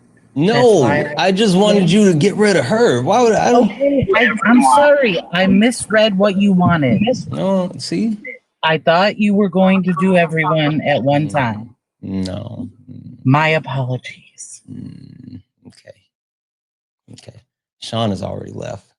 I wanted to give you guys opportunity for last words. That was something. Swan, I'll start with you. I'm so sorry. I just started eating a Laffy Taffy. Gotcha. No, I'll start with you then. You think she's gonna read a book? You know she's not gonna read. Not a darn thing. Yeah. That was a lot. I don't even know what to say on that. I had fun. I had such a good time. I was really obsessed with the line. Like, I wish we kept going down the bad neighborhoods. I wanted her to go get more descriptive with it. I wanted to ask her like what type of music she hears, like, you know, what's the vibe of the neighborhood. You know what I'm saying? I haven't really been to Florida, so I was curious to know about that. Kay wouldn't let her go too far.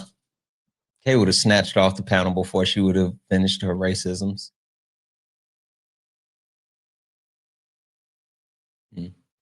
No, thank you for coming up. I appreciate you. Yeah, no, this was fun. I appreciate you. Joanna? We're like, I don't think that I have wanted to grab my big rings and my Vaseline more on a live in a very long time. Yeah. Between her clutching her pearls, walking through that neighborhood that she kept insisting on name dropping, to calling all of us broke niggas. Like, oh, everybody's broke. All of us. And then the fact that she kind of ended on saying, yeah, you know, I do feel like I agree with you that maybe I should learn more stuff and educate myself before I, you know, come up on these panels and have like a conversation with it. Bruh, maybe go learn something so you'll know some things. Maybe go learn something before you vote next time. Like, life is not TikTok panels. But, you know, it was giving Baruch assault from Willy Wonka and the Chocolate Factory, but since her granddaddy hollering. She's an ultra crepidarian. And I blame you. I absolutely blame you because I didn't do anything. This is all your fault. This is absolutely all your fault. I disagree. You know, so the thing that I have learned about myself, right? I am very introspective. I take time to actually really engage with who I am, right, as a person. And the thing that I've learned is that accountability is not for me; it's for thee. So, yeah, it's not my fault. Not my fault. Cool story, bro. But yeah, like all of it, just all of it.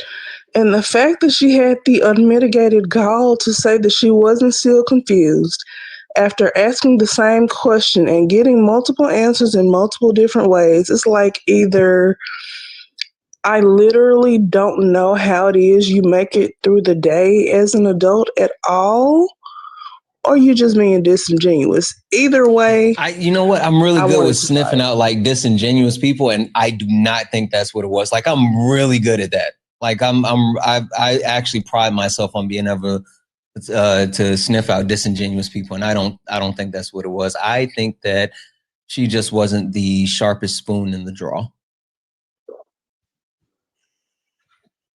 That describes it perfectly. Thank you for having me. Mm-hmm. WK, W Swan, W Sean, W Noah. Me and Noah have already decided that we were going to be in the same camp when they round us up. So that's going to be fun.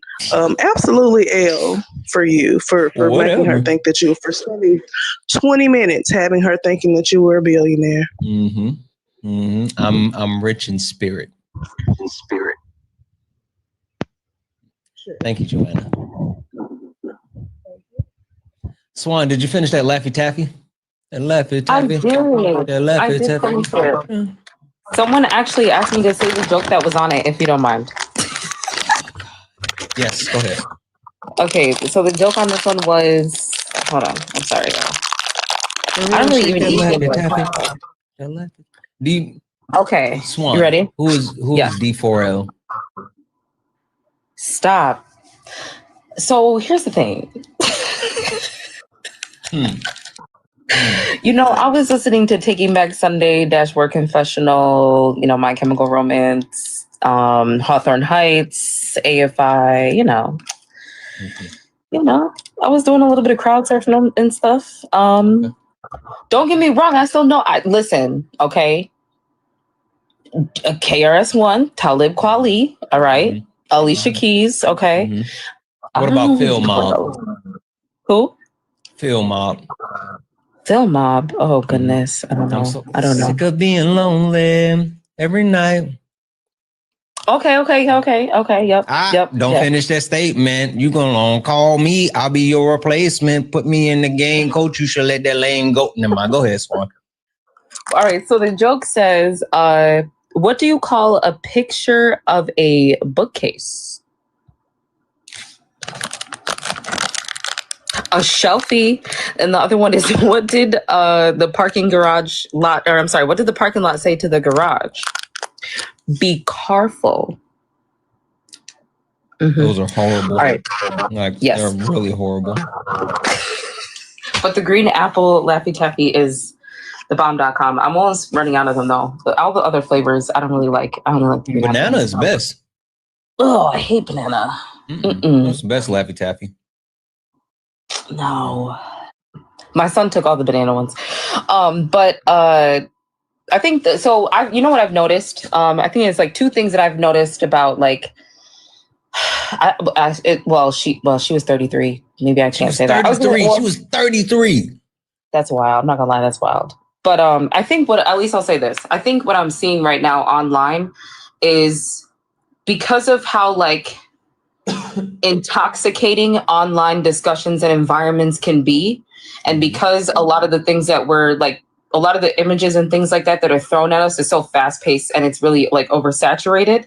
I think that I'm seeing a lot of people trying to engage in discussions, you know, coming from a personal place, an uneducated place, and they're thinking that they can just jump up and say things. I think a part of it too could be like someone like her coming to your space and coming to Dean's space. There may be that awe factor, right? Like, wow, they have so many people on their panel. If I can get up there and just talk, you know, that would be cool. Because I would think that like there would be like a level of just like critical thinking, right? At the very least, you know, but people aren't necessarily. Let me tell you real quick. Let me have a like side conversation with you.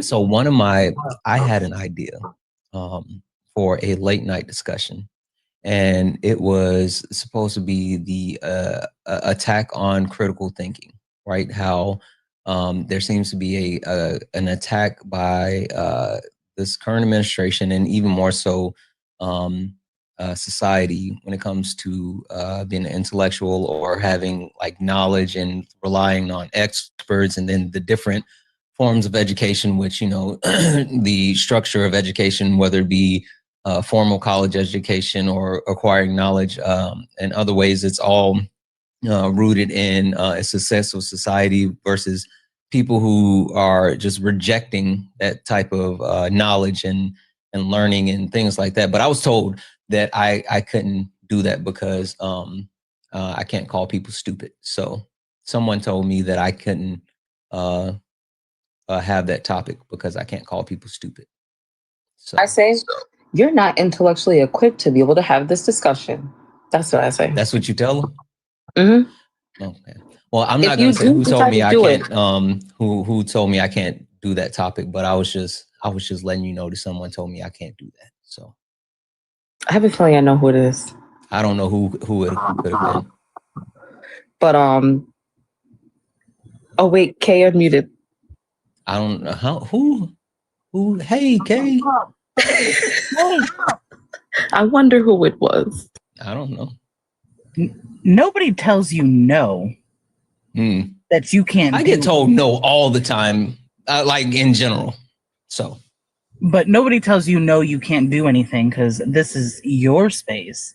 Mm-hmm. You may get advised that if you're just going to call people stupid for 3 hours, that it might not be a productive life. But if you use what Swan uses, because I love that line every time it comes out of their mouth.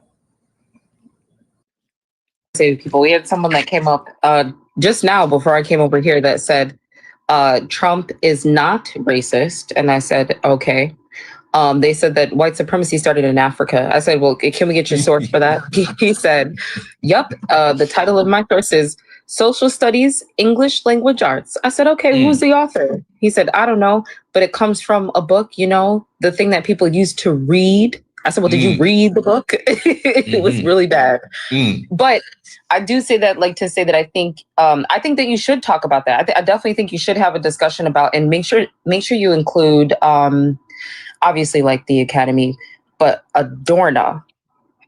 The way that Adorna is able to explain things out for people, I think it's digestible, and it will challenge people to take a second look on how they're, you know, speaking about things, or maybe just even like recognizing the fact that, you know what, maybe I don't know enough about this.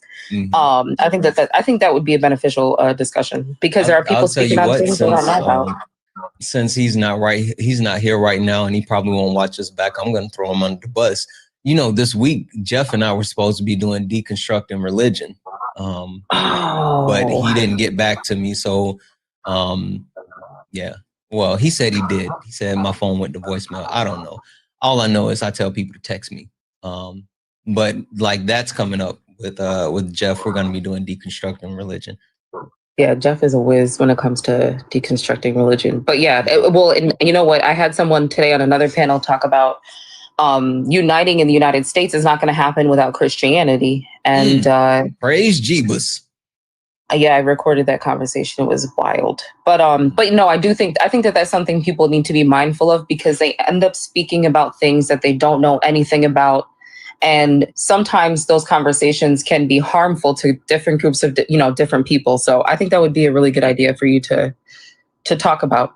And media literacy, all of those things. That's important. I got it. But no, seriously, I have to figure out a way to structure it, just to make sure that not only that it's productive, but it's not something that's like condescending, or something that's like something that's not I don't want to say inclusive, because there's all different types of like education. There's all different forms of like actual learning. And the point that I want to highlight is like critical thinking is important, period. Right. And just residing to like using Chat GPT and like whatever, like that's the wrong way to go. And that's like the direction we're heading, where people are just reliant on being, relying on whatever they're being told, and they're not intellectually curious. Like even with Koala or whatever her name was, Like, that's why I told Sean, like, no, don't tell her, because if you do, she's not going to look it up. And I know she's not going to go back and look it up. So Cool. I did. Hey, can I have a conversation with Swan real quick? Yeah, go ahead. Hey, Swan. So listen, the topic that he wanted to run, he does like this massive outline and stuff. And so all the things that you just said and the things that he wants to put into it now, those were suggestions. They were all there. Suggestions. They were all there. I wrote it all out. And for proof, I could send you what I sent to him about just not spending. Fake news. See, fake news. Nope, I'm over it. It's AI. It's whatever she would send. It's AI. Whatever she would send, it's AI. It's fake news. Who are you with? Which news organization?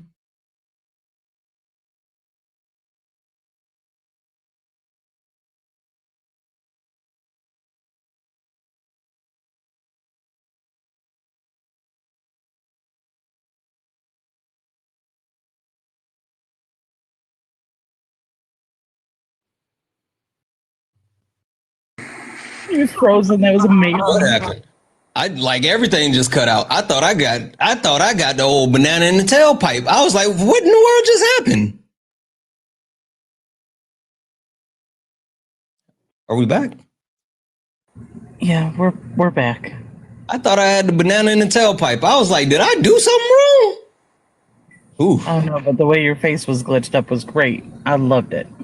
Oh, okay. Did you hear me calling you AI and fake news? Yeah, and I said I was with itst-shirttime.org. Oh, okay. All right. Okay. All right, Swan, thank you for coming up. I appreciate you. All right. Bye, Swan. Okay.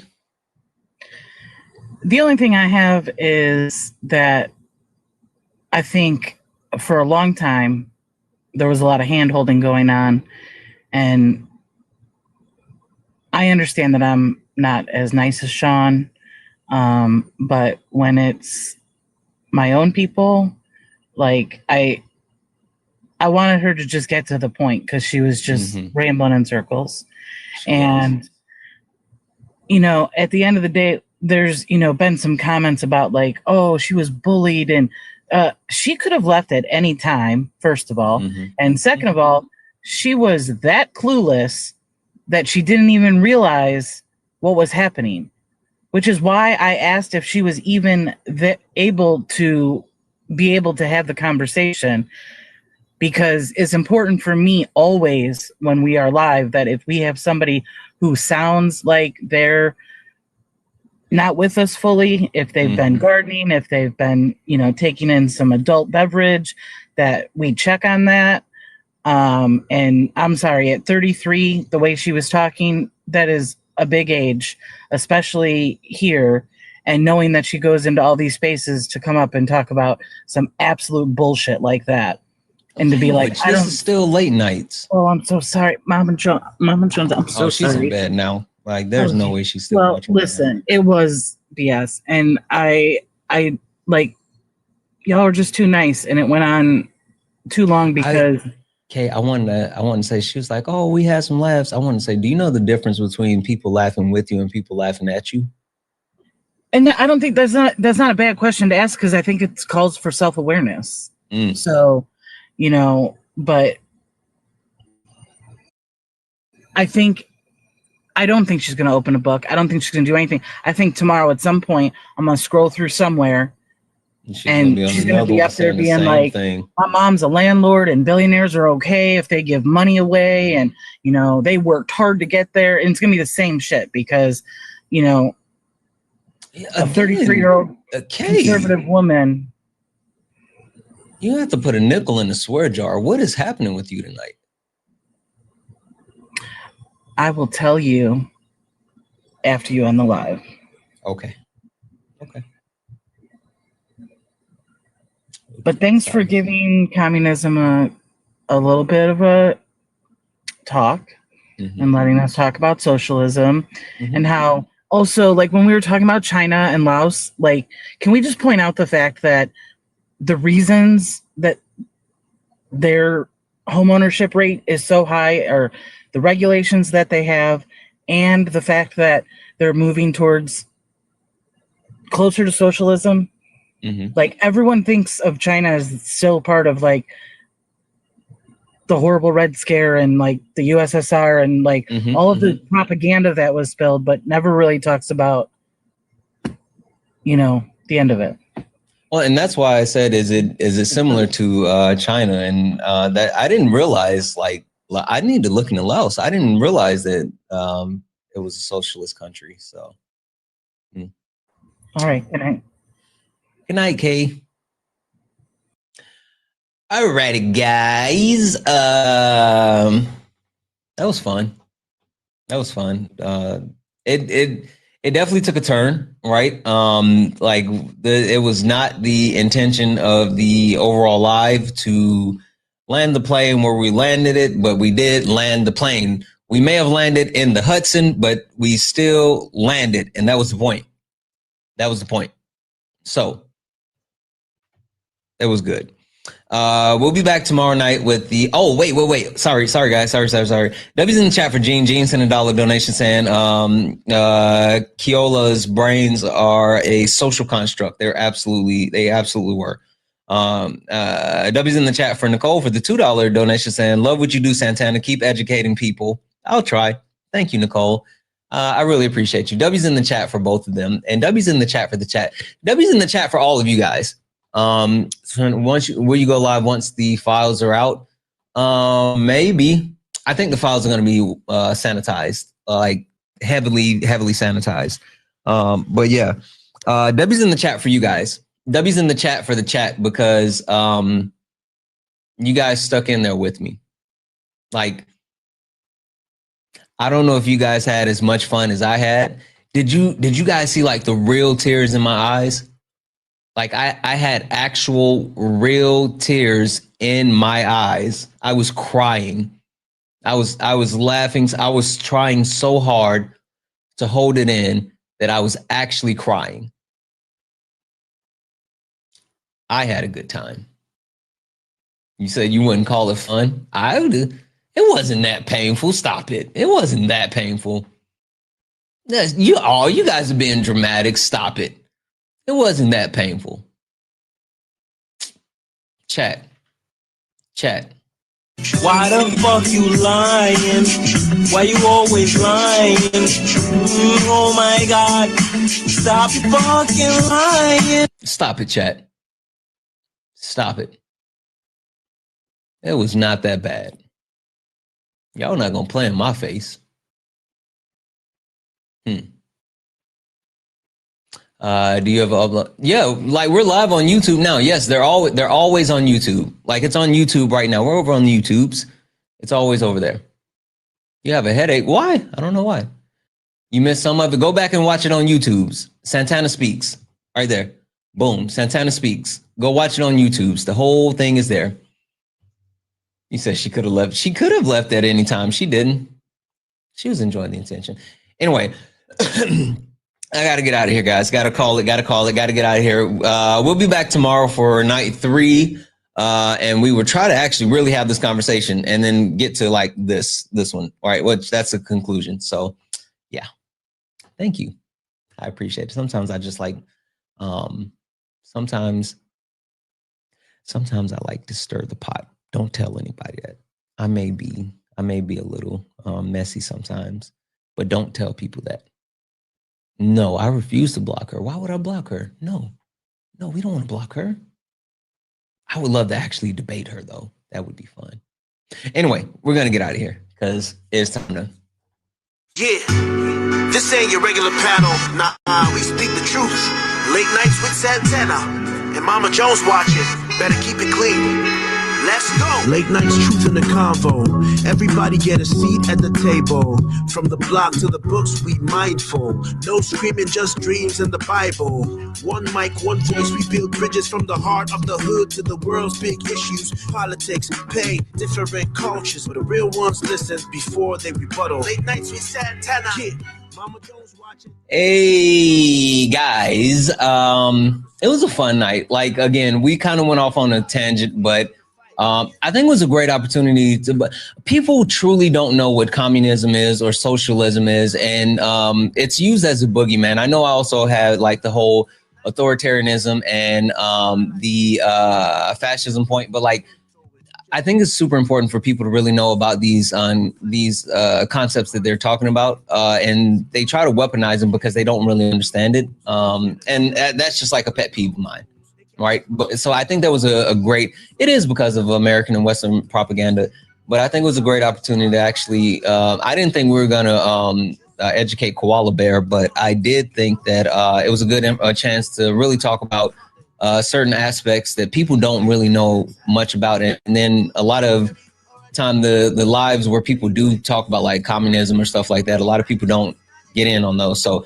it was a good thing. It was a good thing. I really enjoyed it. Yes. Koala Bears in the chat. All right, guys, I'm going to get out of here. We'll be back tomorrow. I might do some debates tomorrow as well. So I don't know. Anyway, gonna call it, guys. I love you all. I love you. Thank you all for hanging out. I really appreciate each and every one of you. You all are so amazing. Seriously, best chat in the business. As a matter of fact, as soon as I get my Soros check, I'm sending each and every one of you $1 million. What is there? 650 people still hanging out? Each and every one of you, I'm gonna send you $1 million because I'm a TikTok billionaire, and you guys are gonna be TikTok millionaires and YouTube millionaires. I got all of you. All right, guys, I love you all. Thank you for all the gifts, the likes, the taps, the shares. Thank you for being here. I love you all, and as always, peace.